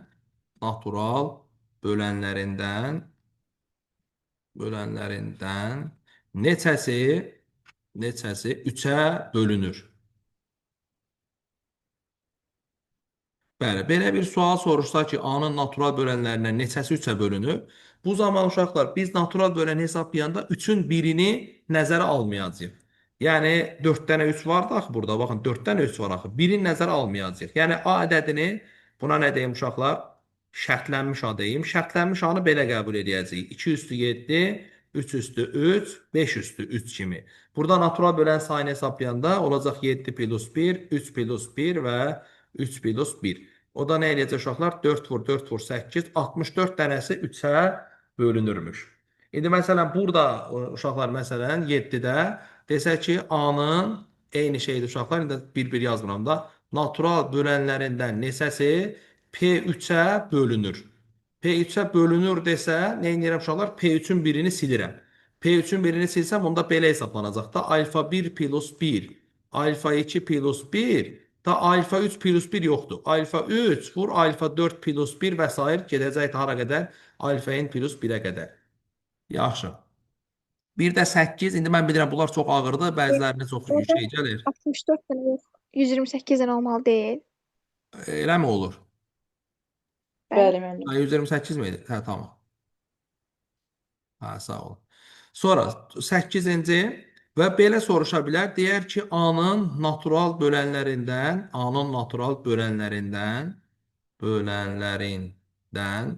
neçəsi, bayaq nə soruşmuşdu uşaqlar? Neçəsi 3-ə bölünür demişdi. Bu dəfə desin neçəsi 3-ə bölünmür. Bölünmür. Bu dəfə 3-lərin hamısını silirəm. 3-lərin hamısını silirəm. Dolayısıyla şərtlənmiş A bu dəfə nəyə bərabər olur? 2 üstü 7 vurulsun 5 üstü 3-ə. 3-lərin hamısını görməzdən gəlirəm. Onda necə hesablanacaqdı? 7 plus 1 vurulsun 3 plus 1. O da olacaqdı 8 vur 4. O da olacaq 32. Eynisini burada da eləyə bilərəm uşaqlar.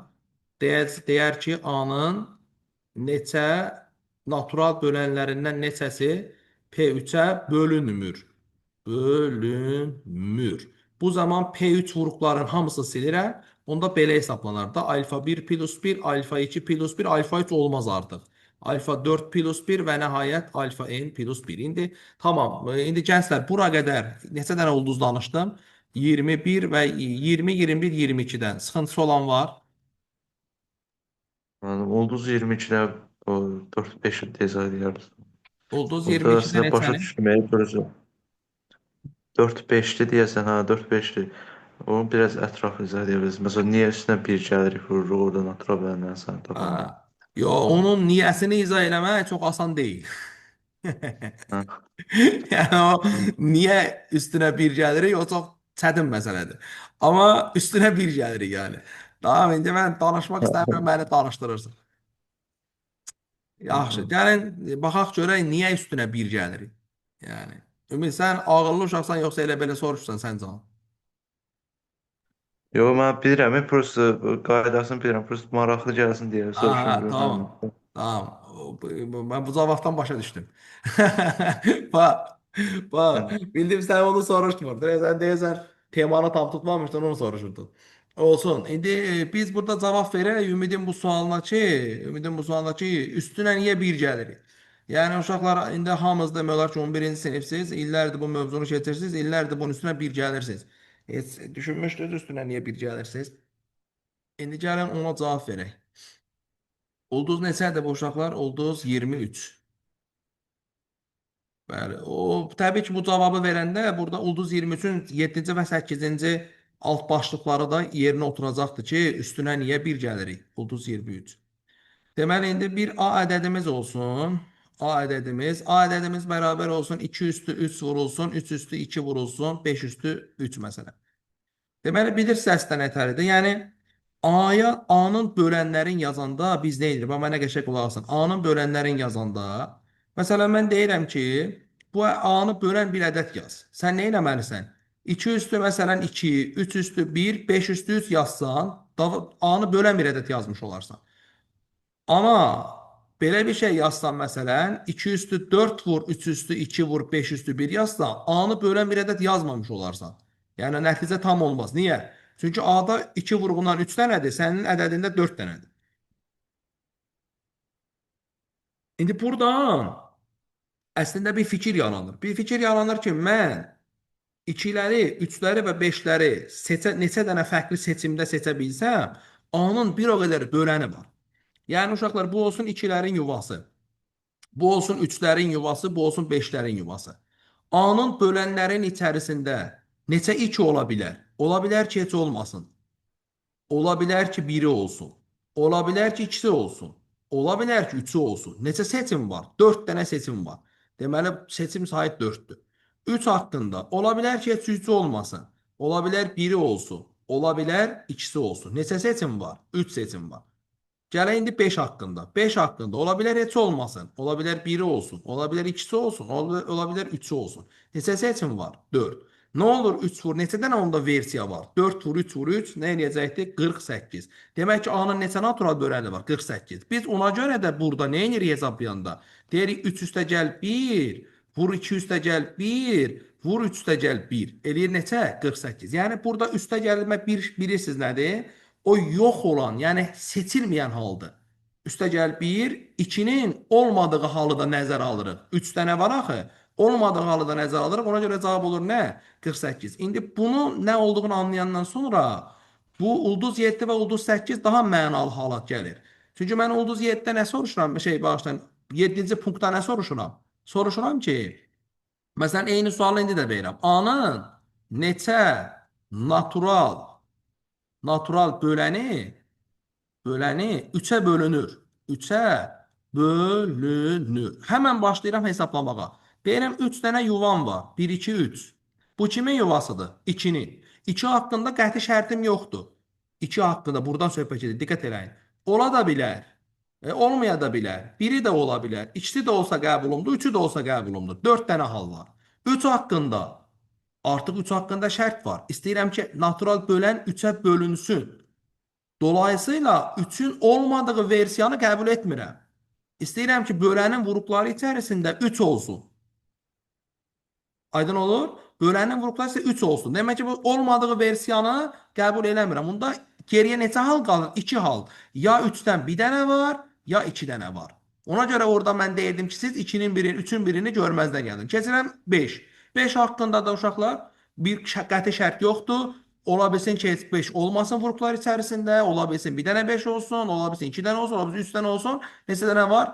4 dənə var. Hesablayanda nə olur uşaqlar? 4 vur 2 vur 4. Nə eləyir? 32.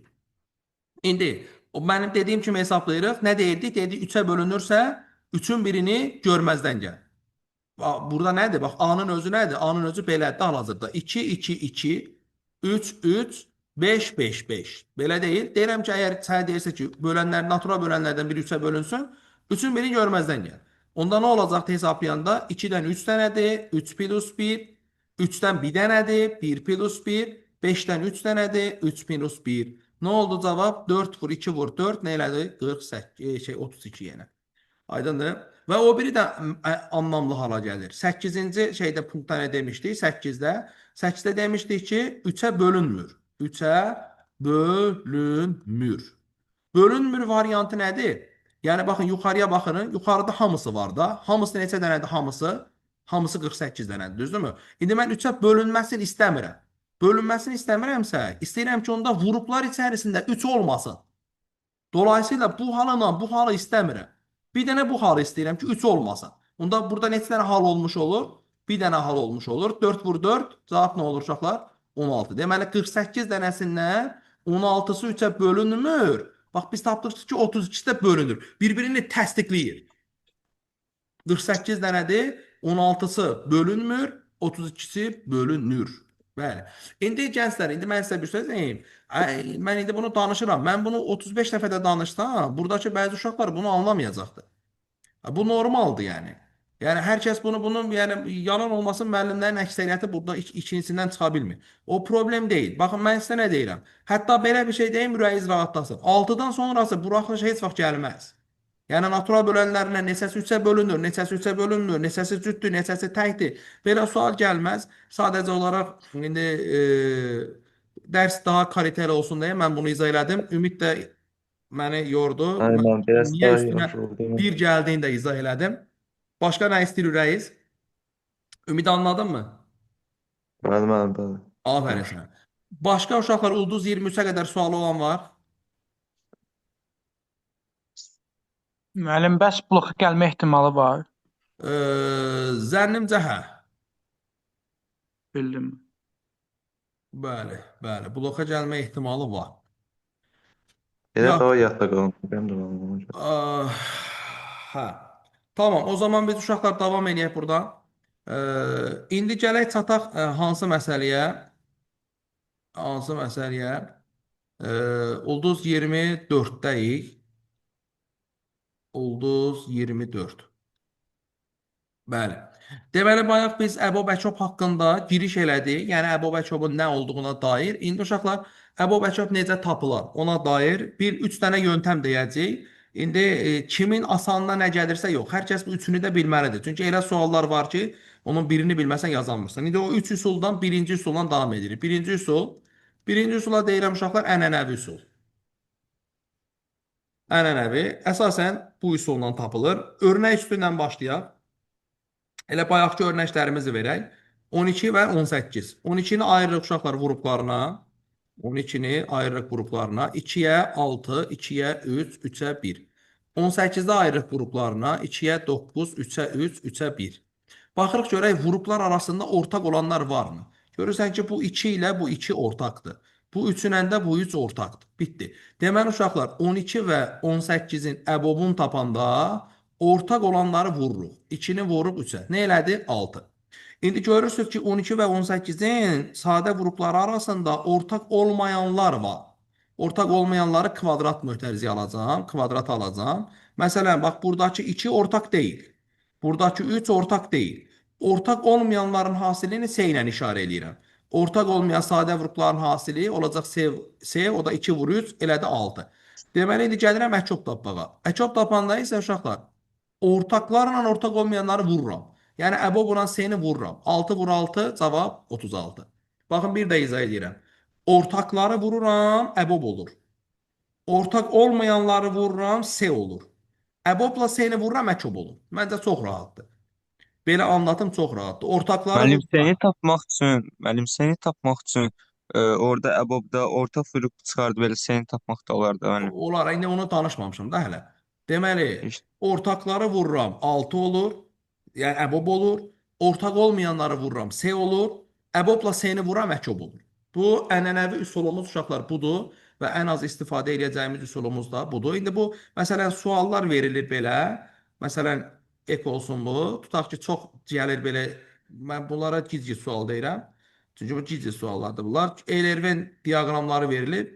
Bu çox saçmadır. Çünki çoxluqda bir elementdən 2 dənə istifadə edilə bilməz.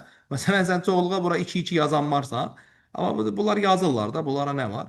Sonra bura məsələn 3, 2, 5 yazsın. Burada məsələn nə yazsın uşaqlar? 3, 7 yazsın. Tutaq ki, belə bir şey. Deməli, bu A ədədinin güyaki qruplarıdır. Bu da B ədədinin qruplarıdır. İndi nə olur A ilə B-nin əbobu? Nə demişdik? Əbob nədir? Ortaq olanlar. 3-dür, 2-dir, 5-dir. Belə suallar gəlir deyə yazıram bunu. Sonra S nədir? Ortaq olmayanlar. Yəni, buradan 2 ilə 2 var. Buradan da nə var? 3 ilə 7 var. Bir növ simetrik fərqə uyğun gəlir.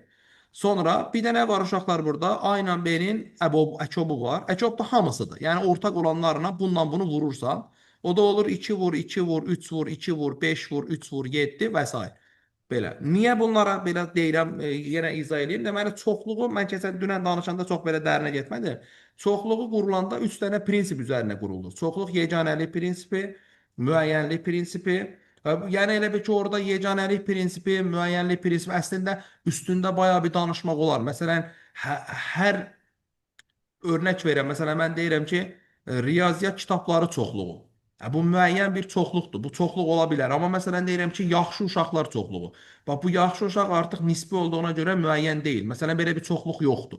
Yaxşı uşaqlar çoxluğu ola bilməz. Ya da məsələn, hər elementdən çoxluqda bir dənə iştirak eləməlidir. Bir çoxluqda 2 dənə 2 element ola bilməz və s. İndi bunları qoyublar bura. Nəysə, mövzumuz o deyil. Davam edək biz buradan. Ulduz 25.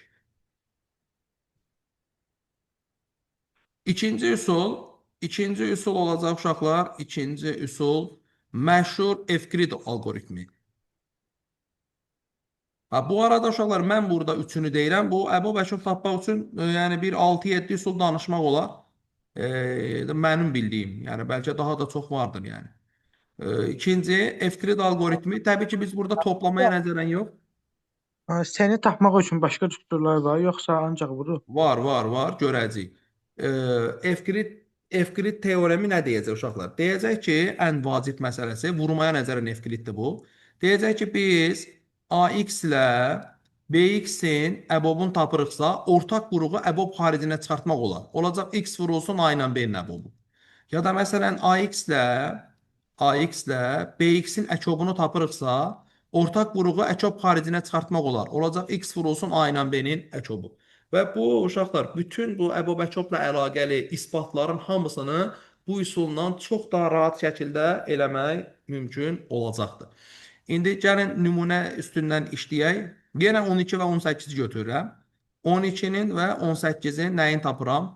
Əbobunu tapıram. Ortaq qrup 6-dır. 6-nı çıxartdım. 12-ni 6-ya böləndə 2 qaldı. 18-də 6-ya böləndə 3 qaldı. 2 ilə 3 qarşılıqlı sadədir. Təəssüf ki, bu haqda danışmamışıq, unutmuşuq, danışarıq.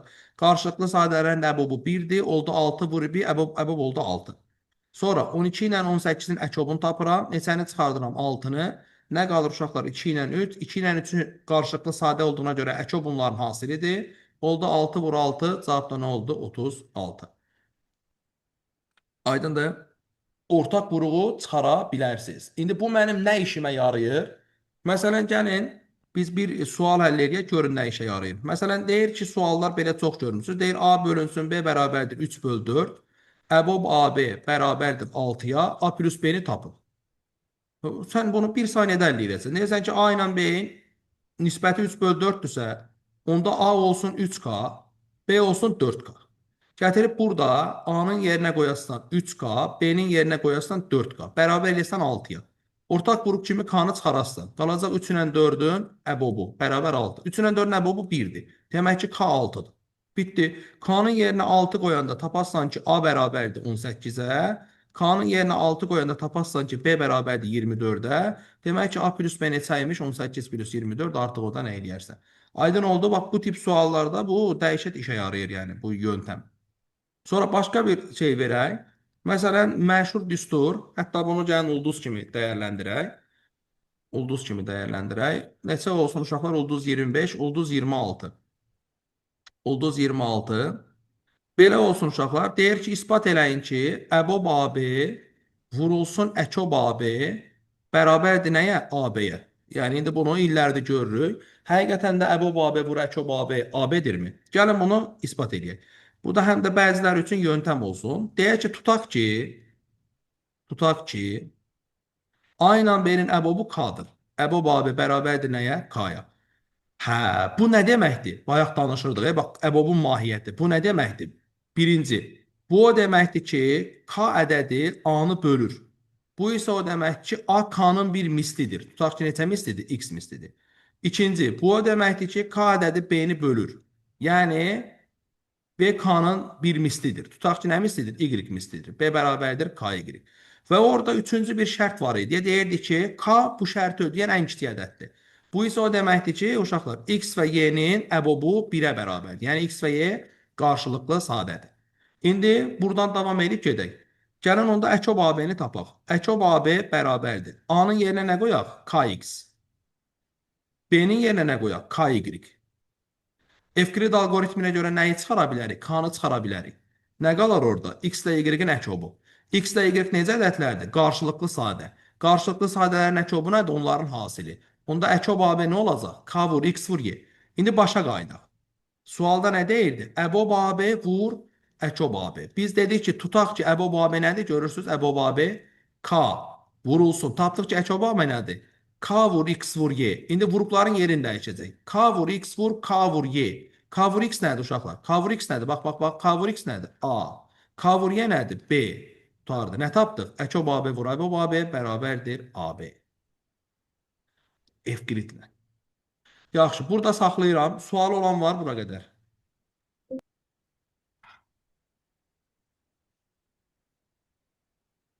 Gənclər, ulduz Müəllim, 24. bu isbat blokda düşə bilər. Bəli, 100%. Çox qəşəng olar. Heç kimə canmaz. Aydındır. Bəli. Başqa sualı olan? Başqa sual? Başqa sual? Yoxdur. Gəlin indi uşaqlar. Hə, kimsə danışır, buyursun. Ulduz 27. Gəlin indi bu halda əbob əkobun uşaqları mahiyyətinə bir də baxaq. Deməli, biraz daha ciddi danışaq da. Bir dənə gecikmiş notumuz var, onu deyək. Deyirik ki, X və Y ədədlərinin birdən başqa ortaq böləni yoxdursa, onlar qarşılıqlı sadə ədədlərdir və belə göstərir. X və Y-in əbobu 1-dir. Qarşılıqlı sadə belə göstərilir. Deməli, hansı ədədlər qarşılıqlı sadədir? Birincisi, ardıcıl tək ədədlər qarşılıqlı sadədir. Ardıcıl tək ədədlər həmişə qarşılıqlı sadədir. İkincisi, ardıcıl ədədlər həmişə qarşılıqlı sadədir. Üçüncüsü, iki müxtəlif sadə ədəd həmişə qarşılıqlı sadədir. Bax, bunları əzbər biləcəyik. Deməli, hansılar oldu? Ardıcıl tək ədədlər həmişə qarşılıqlı sadədir. Məsələn, belə bir şey var. 2n çıx 1 və 2n plus 1-in əbobu, həmən biləsən ki, bu 1-dir. Ardıcıl ədədlər qarşılıqlı sadədir. N ilə n plus 1-in əbobu həmişə nədir? 1-dir. Və iki müxtəlif sadə ədəd. Məsələn, 17 ilə 71-in əbobu həmişə nədir? 1-dir. Bunlar qarşılıqlı sadə ədədlərdir və qarşılıqlı sadə ədədlərin əkobu onların hasilinə bərabərdir. Yəni, x və y-in əkobu bərabərdir x, y-yə. İndi keçək uşaqlar, ulduz 28. Ulduz 28. Sual verək özümüzə ki, əbob AB nədir? Bax, bu ən vacib məsələlərdən biridir uşaqlar. Bunlara çox diqqət edin. Tutaq ki, mən indi C yazıb sizi biraz da yormaq istəmirəm. Ədəd yazacağam. X və Y-nin əbobu 6-dır. Buradan çıxan 4 dənə həqiqət var. Onları əzbərləyin. Bax, birincisi, bu o deməkdir ki, x ədədi 6-ya bölünür. Yəni, x bərabərdir 6. Gəlin bunu AB deyək, biz öyrəşmişik. Belə yaxşı olmadı. Bircə dəqiqə. Tutaq ki, uşaqlar, sual belədir. Tutaq ki, A ilə B-nin əbobu 6-dır. Onda birincisi, demək ki, A bərabərdir 6x-ə, yəni A 6-ya bölünür. İkincisi, demək ki, B bərabərdir 6y-ə, yəni B 6-ya bölünür. Üçüncüsü, x və y qarşılıqlı sadədir. X və y-in əbobu 1-dir. Və dördüncüsü, C bərabərdir x-y-ə. Yəni, ortaq olmayan sadəliklərin hasili bizə nəyi verir? X-y verir. Bax, əbob bu deməkdir. Əbob budur. Bunu bilmirsən, əbob bilmirsən. Ulduz 29. Tutaq ki, sual belə gəldi. A ilə B-nin əkobu 30-dur. Bu nə anlama gəlir? 1. Bu o deməkdir ki, 30 A-ya bölünür. Yəni, uşaqlar, A vurulsun, x bərabərdir 30-a. Yəni, 30 A-nın mislidir. İkincisi, 30 həm də B-yə bölünür. B vurulsun, y bərabər 30-a. Üçüncüsü, x və y qarşılıqlı sadədir. Bu o deməkdir ki, 30 bunların ən kiçiyidir. Və dördüncüsü, C bərabərdir x vurulsun y-ə. Bax, bunları əbob, əkob görən kimi bunların hamısını uşaqlar eləmək lazımdır. Əbob nədir, əkob nədir? İndi sualları görəndə görərsiniz ki, nə qədər xeyir eləyir. Ulduz 30. Əbob, əkob tapmaq üçün uşaqlar 3-cü üsul. 3-cü üsul, buna da deyək pratik üsul. Pratik, əslində ənənəvi üsulun bir hissəsidir. Prosta pratik deyək buna. Baxın, tutaq ki, sizə A verilib. Necə verilib? A bərabərdir uşaqlar deyibdir. 3 üstü 7 vur, 5 üstü 8 vur, 7 üstü 9. Və tutaq ki, B də verilib. Məsələn, 2 üstü, bir dənə hələ 3 verək, sonra baxarıq. 3 üstü 4 vur, 5 üstü 3 vur, 7 üstü 2. Baxın, A ilə B-nin əbobunu istəyirsə, üstü kiçik olanları seçin. Bax, 3 üstü 7 var və 3 üstü 4 var. Hansını seçəsən? 3 üstü 4-ü. 5 üstü 8 var, 5 üstü 3 var. Hansını seçəsən? 5 üstü 3-ü. 7 üstü 9 var və 7 üstü 2 var. Hansını seçəsən? 7 üstü 2-ni. A ilə B-nin əkobunu soruşursa, üstü böyük olanları seç. 3 üstü 7 və 3 üstü 4 var. 3 üstü 7-ni seç. 5 üstü 8 və 5 üstü 3 var. 5 üstü 8-i seç. 7 üstü 9 və 7 üstü 2 var. 7 üstü 9-u seç. Deməli, bir də təkrarlayırıq. Üstü kiçik olanlar verəcəkdir əbobu. Üstü böyük olanlar verəcəkdir əkobu. C-ni mi axtarırsan? C-ni axtaranda əkobu əboba bölərək, indi bunu göstərəcəyəm. Əkob AB-ni əbob AB-yə bölərək nəyi tapmaq olar uşaqlar? C-ni tapmaq olar. Onda bu nə olacaq? 3 üstü 7-ni 3 üstü 4-ə böləndə 3 üstü 3. 5 üstü 8-i 5 üstü 3-ə böləndə 5 üstü 5. 7 üstü 9-u 7 üstü 2-yə böləndə 7 üstü 7. Gəlin o bayaqki nümunəmizi burada eləyək. Məsələn, 12-nin və 18-in əbobunu axtaraq. 12-ni nətər yazacağıq? 2 üstü 2 vur 3 üstü 1. 18-i necə yazacağıq? 2 vur 3 üstü 2. 2 üstü 1 vur 3 üstü 2. Dolayısıyla 12 ilə 18-in əbobunu axtaranda üstü balacaları seçəcəyəm. 2 üstü 2 və 2 üstü 1-dən 2 üstü 1-i seçəcəyəm. 3 üstü 1 və 3 üstü 2-dən 3 üstü 1-i seçəcəyəm. Cavab 6 olacaq. 12 ilə 18-in əkobunu axtaranda üstü böyük olanları seçəcəyəm. 2 üstü 2 və 2 üstü 1-dən 2 üstü 2-ni, 3 üstü 1 və 3 üstü 2-dən 3 üstü 2-ni seçəcəyəm. Cavab da nə olacaq? 36. İndi burada nə problem yarana bilər? Problem yaranar ki, bəzisi olmaz. Buna əlavə bir dənə şey eləyirəm. Deməli, məsələn, A bərabər olar 3 üstü 3 vur 5 üstü 7-yə. B bərabər olar 3 üstü 3 vur 7 üstü 5-ə. İndi A ilə B-nin əbobunu tapanda biz baxırıq. 3 üstü 3 var, 3 üstü 3 var. Kiçik olan yoxdur. Qərarsız qalıramsa hər hansı birini götürürüm. 3 üstü 3 vur. 5 üstü 7, burada 5 yoxdur. Özümdən 5 üstü 0 əlavə edə bilərəm. 5 üstü 0 1-dir da. Kiçik olanı seçməliyəm. Dolayısıyla nəyi seçirəm? 5 üstü 0-ı. Baxıram, burada da 7 üstü yoxdur. Özüm bura 7 üstü 0 əlavə edirəm. 7 üstü 5 və 7 üstü 0-dan hansını seçirəm? 7 üstü 0. Qutadı. 5 üstü 0 və 7 üstü 0 da 1 eləyir, onu bilirsiniz. Sonra keçirəm A ilə B-nin əkobuna.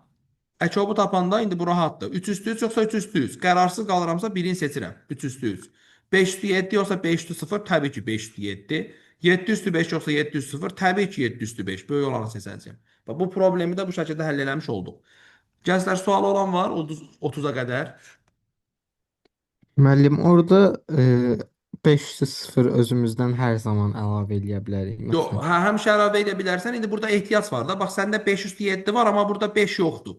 Yoxdur deyə mən seçim eləyə bilərsən deyə deyirəm ki 5 yoxdur. Sən bunu 5 üstü 0 kimi düşün da. 5 üstü 0 1-də axı 1-ə vuranda heç nə dəyişmir. Bildin necə? Elə düşün ki seçim eləyə bil da. İndi bax 5 üstü 0-ı seçirsən. Çünki üstü kiçik olan 5 üstü 0-dır. Başqa? Sona yaxınlaşırıq uşaqlar. Görəm yorulmusunuz. Dərs həqiqətən çox ağırdır. Ümumiyyətlə bu məsələ. Amma indi nə etmək olar ki? Bir, iki, üç dənə də suala baxarıq şeydən, buraxılışdan. O şəkildə gedərik. Cəm Bəli. Sonra gənclər, sual olan varmı? İndi gəlin bəzi düsturlar çıxaraq. Ulduz neçə olsun uşaqlar? 31 olsun. Ulduz 31. Deməli, birinci düsturu öyrənmişdik. Bayaq ispat elədik ki, əkob əbob AB vurulsun. Əkob AB bərabərdir nəyə? AB-yə. İkinci, əkob AB bölünsün əbob AB. Əkob AB bölünsün əbob AB. Bəli, Özcan. Müəllim, bir də Evklidin sübutunu əzbərləmək belə vacibdirmi? Blokda falan düşsə bəzi. Blok yox, elə buraxılışda dolu olacaq Evklid. Yəni bura gəlsə Evklid gələcək də buraxılışa. Yəni sübutun onu əzbərləmək də lazımdır, sübutun da. Yox, sübutun yoxdur ki. Sübut bir şey deyil ki, sübut o ki, X-i çıxara bilərsən, qutardır. Bu Evklid alqoritmidir, hamı bunu bilir. Mən çıxara bilərəm. İndi sualları görəndə görərsiniz, onu bilmədən sualların çoxunu yazmaq olmur. Olur, yəni çox çətin olur. Görəcəksiniz. İndi əkob AB böl əbob AB bərabərdir C-yə. Bu zaten tərifdən gələn bir şeydir da. Bunu sübut eləyəkmi? Bir dənə düşünün. Məncə bu qalsın. Üçüncü, bunu göstərə bilərik uşaqlar. ABC bərabərdir. Yaxşı, bunları altda göstərəcəm. ABC bərabərdir əkobun kvadratına. Bu yəqin ki, çox çətin deyil. Çünki AB-nin yerinə nə yazırıq? Baxın hələ. Diqqətli baxın. AB-nin yerinə yaza bilərəm. Əbob AB vur əkob AB. C-nin yerinə yaza bilərəm. Əkob AB böl əbob AB. Əboblar bir-birini götürər. Geriyə qalar nə? Əkobun kvadratı. Bu yəqin ki, asan idi. Bunu eləyə bilərsiniz. Dördüncüsü, AB bölünsün C. AB bölünsün C-nin də yerinə yaza bilərəm. Yenə əkob vur əbob böl əkob böl əbob. Bu da eləyər nə? Təbii ki, əbob AB-nin kvadratı. İndi çıxarışları verin. Biri ispat eləmişdim. 2-ni ispat edeyim. Deyirəm ki, uşaqlar, tutaq ki, A ilə B-nin əbobu K-dır. A ilə B-nin əbobu K-dırsa, bu deməkdir ki, A bərabərdir KX-ə, B bərabərdir KY-ə və X-dən Y-in əbobu bərabərdir 1-ə. Bayaq bunu danışdıq da. Onda A ilə B-nin əkobu nə olacaqdır uşaqlar? KX ilə KY-in əkobu. Buradan da K-nı çıxartdım, qaldı X-dən Y-in əkobu. Orada oldu nə? K vur, X vur, Y. Və yenə tərifdən bilirəm ki, C zaten nə deməkdir? X vur, Y deməkdir. Onda uşaqlar məlum olur ki, əkob AB bölünsün əbob AB bərabərdir nəyə? KXY böl K, o da nə edir? XY, o da nə deməkdir? C. Demək ki, əkob böl əbob mənə nəyi verir? C-ni. 3-ü yazıram, 4-ü yazmayacağım. Da özünüz anlayırsınız. 3-ə baxaq. Hətta yaxşı gəlin 4 düşdü. Bura 4-ə baxaq. 4. Deyir ki, AB böl C. AB-nin yerinə yazıram. Əbob AB vur əkob AB. C də əkob böl əbobdur axı. C-yə də bölmək onun tərsinə vurmaqdır da. Vurulsun əbob AB böl əkob AB. Buradan əkob AB-lər getdi. Geriyə nə qaldı? Əbob AB-nin nəyi? Kvadratı. Yaxşı. Belə uşaqlar bitirdik. Yəni deyəcəyimiz demək olar ki, hər şey dedik. Təbii ki, boşluqlar vardır. Çoxdur. Yəni hər şeyi demək mümkün də deyil. Natural ədədlər uşaqlar özü cəbr və ədədlər nəzəriyyəsində natural ədədlər demək olar ki, bunun sonu yoxdur da. Bu haqda istənilən qədər dərinə yenmək olar, istənilən qədər danışmaq olar. Amma bizə lazım olan qədər, hətta lazım olandan çox daha artığını danışdıq. Məncə bu qədər burada saxlamaq kifayətdir. İndi mən bəzi suallara baxacağam sizdən ki, görəsiniz ki, necə suallar var, sonrasına davam edəcəyik. Məsələn, baxırıq buna uşaqlar 19-25-ə görək buraxılış imtahanına bu mövzudan nə tip suallar gəlibdir. 19-25-ə nələr gəlib? Buraxılışa nələr gəlib? Açaq bunu.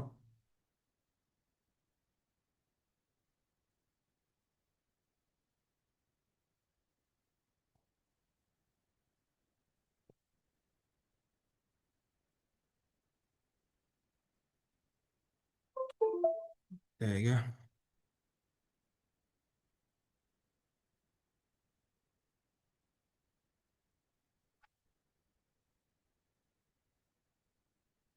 Məsələn, sual 2-ni görürsünüz uşaqlar. Sual 7-ni görürsünüz. İndi buradan bir iki dənə sual kəsəcəm. Onları eləyəcəyik. Ondan sonra yekunlaşdırarıq. Həm də görərsiniz ki, dərsin hansı hissələri daha vacibdir. Yaxşı.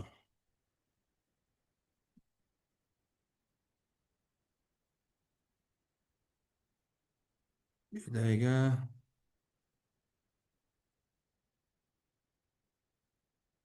Məsələn, sual 7-yə gəlin baxaq.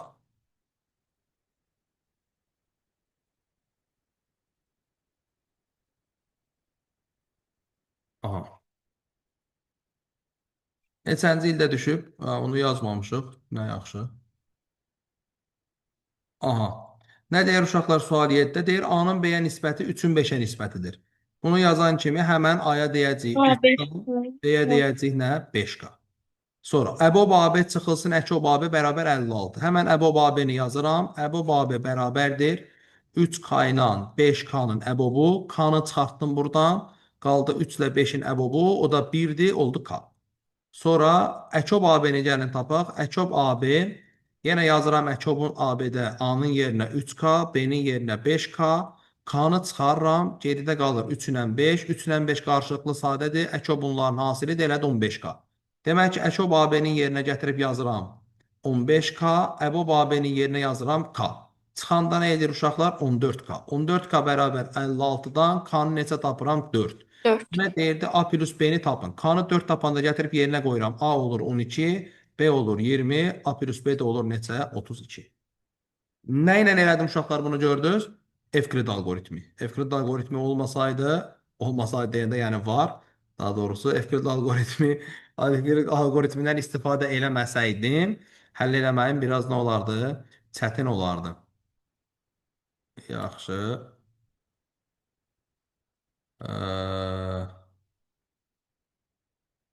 Tamam. Bir dənə də sual eləyək. 3-ə baxardıq da dənə sual çıxdı. Baxaq, 3-ə baxaq. 0 soru. Orada 2 üstü aynen üstü B-ində qarşılıqlı sadədir mənim. Bəli, bəli, bəli. 3 daha rahatdır. 3 daha rahatdır. Baxaq 3-ə də baxaq. Bəli. Neçənci 2020-də düşən sualın oxşarıdır. Deməli, uşaqlar, 2 ilə 3 qarşılıqlı sadədir. Aydın məsələdir. 2 ilə 3-ün əbobu 1-dir. İndi 2-dən 10 dənə də olsa, 3-dən 100 dənə də olsa, bunlar da qarşılıqlı sadə olacaq da. Elə bir ədədin biri 2-lərdən təşkil olunub sadəcə. O biri də sadəcə 3 vuruqları var. Yenə ortaq vuruq yoxdur da burada. Yəni əbob yenə nədir? 1-dir. Aydındır? Deməli, məlum olur ki, onda 2 üstü A ilə 3 üstü B qarşılıqlı sadədir. Ona görə də onların əkobu onların hasilidir. 2 üstü A vur, 3 üstü B-dir. Əbobu isə 1-dir. Onda gətirib burada əkobu nə ilə əvəzləyəcəm uşaqlar? 2 vurulsun, 2 üstü A vur, 3 üstü B çıxılsın. Əbobu nə ilə əvəzləyəcəm? 1 ilə. Çıxılsın 1 bərabərdir nə? 66. İndi buradan sonra burada nəsə bu sualda problem var. Cavab tam çıxmırdı. Elə qalıb yadımda. Bunu dəyişmişdik. 66-nı nəsə eləmişik. Gördüyün versiyada. Yəni yöntem olarak bu. Aydın oldu. Bu cavab çıxmayacaq buradan. Çünki indi mən düşünməliyim orada nə olacağını. Yəni özünüz bildiniz də. 2-yə baxaq. Müəllim, o sual 2025-də buraxılışa düşən sualdır. Deyəsən oxşarı gəlmişdi. Yəni xatırlamıram tam. Məncə də oxşarı gəlmişdi. Sualda mı cavab alınır deyə ona görə dedim. Yo. Mən bu sualları buraxılışdan əvvəl yazmışam. O sualın cavabı sıxıntılıdır. Bizim səhvimizdir yəni. Sualın cavabında Hə, hə, bilmirik. Sıxıntı bildim. var. Prosta Bildim. düzəltməmişik. Daha doğrusu düzəltmişik. Məndəki versiya köhnə versiya. Yaxşı. Deməli, sual 2-yə baxırıq uşaqlar. Əbob AB bərabərdir 4-ə. Əbob AB bərabər 4 dedik, yadınızdadırsa dedi ki, bax bu yazılışı görən kimi 4 dənə həqiqət parıldayacaq. 1. Demək ki, A bərabərdir 4x-ə. 2. Demək ki, B bərabərdir 4y-ə. 3. Demək ki, x və y qarşılıqlı sadədir. Və 4 indi lazım olar olmaz yazıram da. S bərabərdir x-yə. İndi deyir ki, AB bərabər 80-ə. Gətirib A-nın yerinə qoyuram 4x. B-nin yerinə qoyuram 4y. Hasil eləyir 80. Hər tərəfi 4-ə bölürəm, bir də 4-ə bölürəm. X-yə bərabər olur neçə uşaqlar? 16-ya böləndə 80-i 5-ə. Və elə x-yə tapıram ki, qarşılıqlı sadə olsun, hasili də 5-dir. Təbii ki, nədir uşaqlar bu? 1 ilə 5-dir da. 1 ilə 5-dir. Onda x-in yerinə 1 qoyanda A olur, 5 qoyanda A olur 20, B olur 4. A plus B cəmini istəyirdi. 20 plus 4 nə elədi? 24. Və təbii ki, indi sən burada tərsini də seçə bilərsən. A-nı 5, x-i 1, B-yeni 5 seçə bilərsən. Fərqi yoxdur. Yenə də cavab nə olacaqdı? 24 olacaqdı. Aydındır? Müəllim, bunu düsturla geçsəydik bir şey alınardı. Mən elə bir düstur bilmirəm. Axı nədir düstur ki? Əkop vura, vura, bərabərdir, Amma sən vura, orada beynə. şeyi tapırsan, əkobu da tapırsan, amma A plus B-ni tapanmırsan axı. Deyil. Ona görə fikirləşirsən. A plus B-ni tapanmırsan. Kaş ki bunu eləyərdik, burada cavab çıxırdı. Bax, eynisi var. Görürsünüz, bax 2020-də düşüb uşaqlar bir sual. 22-yə baxın, yenə oxşarıdır. İndi xanım deyir ki, 25-də yenə oxşarı düşüb. Yəni bu işin gözəl tərəfi budur da. Davamlı suallar təkrarlanır. Ona görə də 19-25-i işləməkdə fayda var. Zaten eynisi gələcək. Bir də 911 Müəllim, baxaq. 911, bu da bilirsiniz də. Bu 9'ların imtihanıdır. Bax görək buradan yaxşı sual varsa, bir iki dənə sual eləyək və yekunlaşdıraq. Aha, bax görürsünüz sual 15-i. Bayaqki sualın oxşarı burada da vardı. Eynisi. Bəli.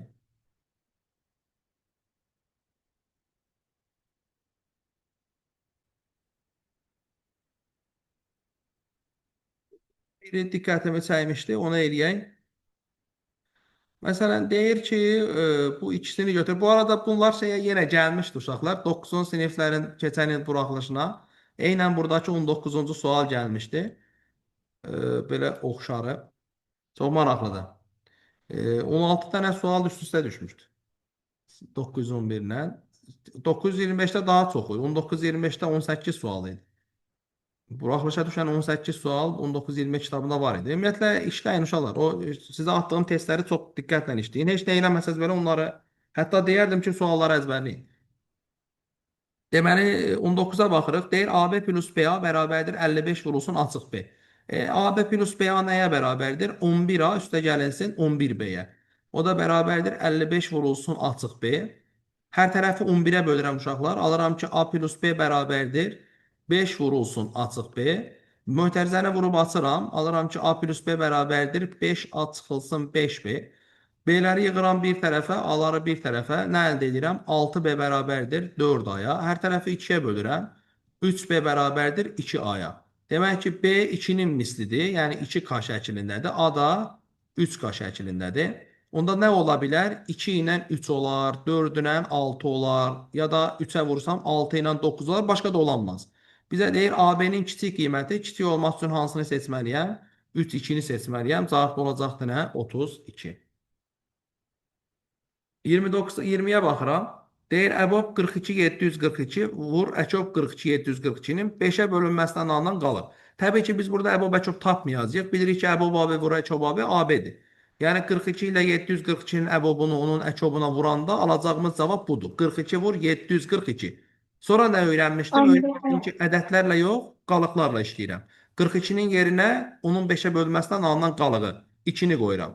742-nin yerinə onun 5-ə bölməsindən alınan qalığı 2-ni qoyuram. 2 vur 2 nə eləyəcəkdir? 4 eləyəcəkdir.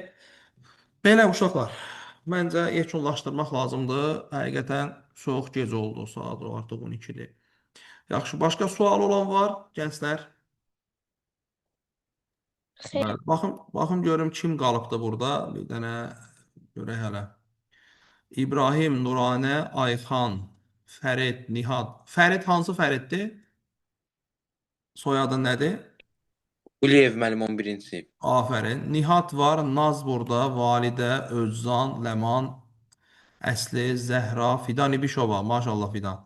Paşalı Ayxan, Nigar Qasımzadə. Nigar Qasımzadə məzun xanımdır, yoxsa onlayn qrupdur? Onlayn qrup müəllim. Onlayn, çox gözəl. Könül, Zeynalov Aslan, Gülnar Süleymanovadır. Bəli, Süleymanlı. Süleymanlı eyni şeydir. Ee, Elyanə, Ayşə İsmailova, Uğur, Xəzan, Zəkiyə, Qasımzadə Mələk. Necəsiz Mələk xanım?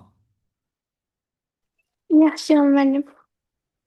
Yaxşı. Hüseyn Qumru, Ümid, Ülviyə Bədəlova. Maşallah. Humay 9-cu sinif. Əfəndiyeva. Müəllim. Nətərsən? Yaxşıyam, sağ olun. Bəli. Əli Abbasov, maşallah. Hülya, Nazim, Həcər Əsədova, Südabə, Pərvin, Dinara. Dinara, dərsə gəlmişsin. Afərin. Bəli, müəllim. Bəli. Vəliyeva Pərvanə, Hüseyn Səfərov, Səid, Pərvin, Aysur Rızazadə. Vay. Maşallah. Sara xanım, Sabir, Fatih. Hə, gənclər. Əla. Əla. Yaxşı. Bir sözünüz var? Xeyr, Xeyr müəllim. Yaxşı. Yoxdur Özünüzə müəllim. baxın. Salamat Xeyr, qalın, yox. sağ olun. bəs xeyrə qalsın. Xeyrə Sağ qalsın. olun müəllim.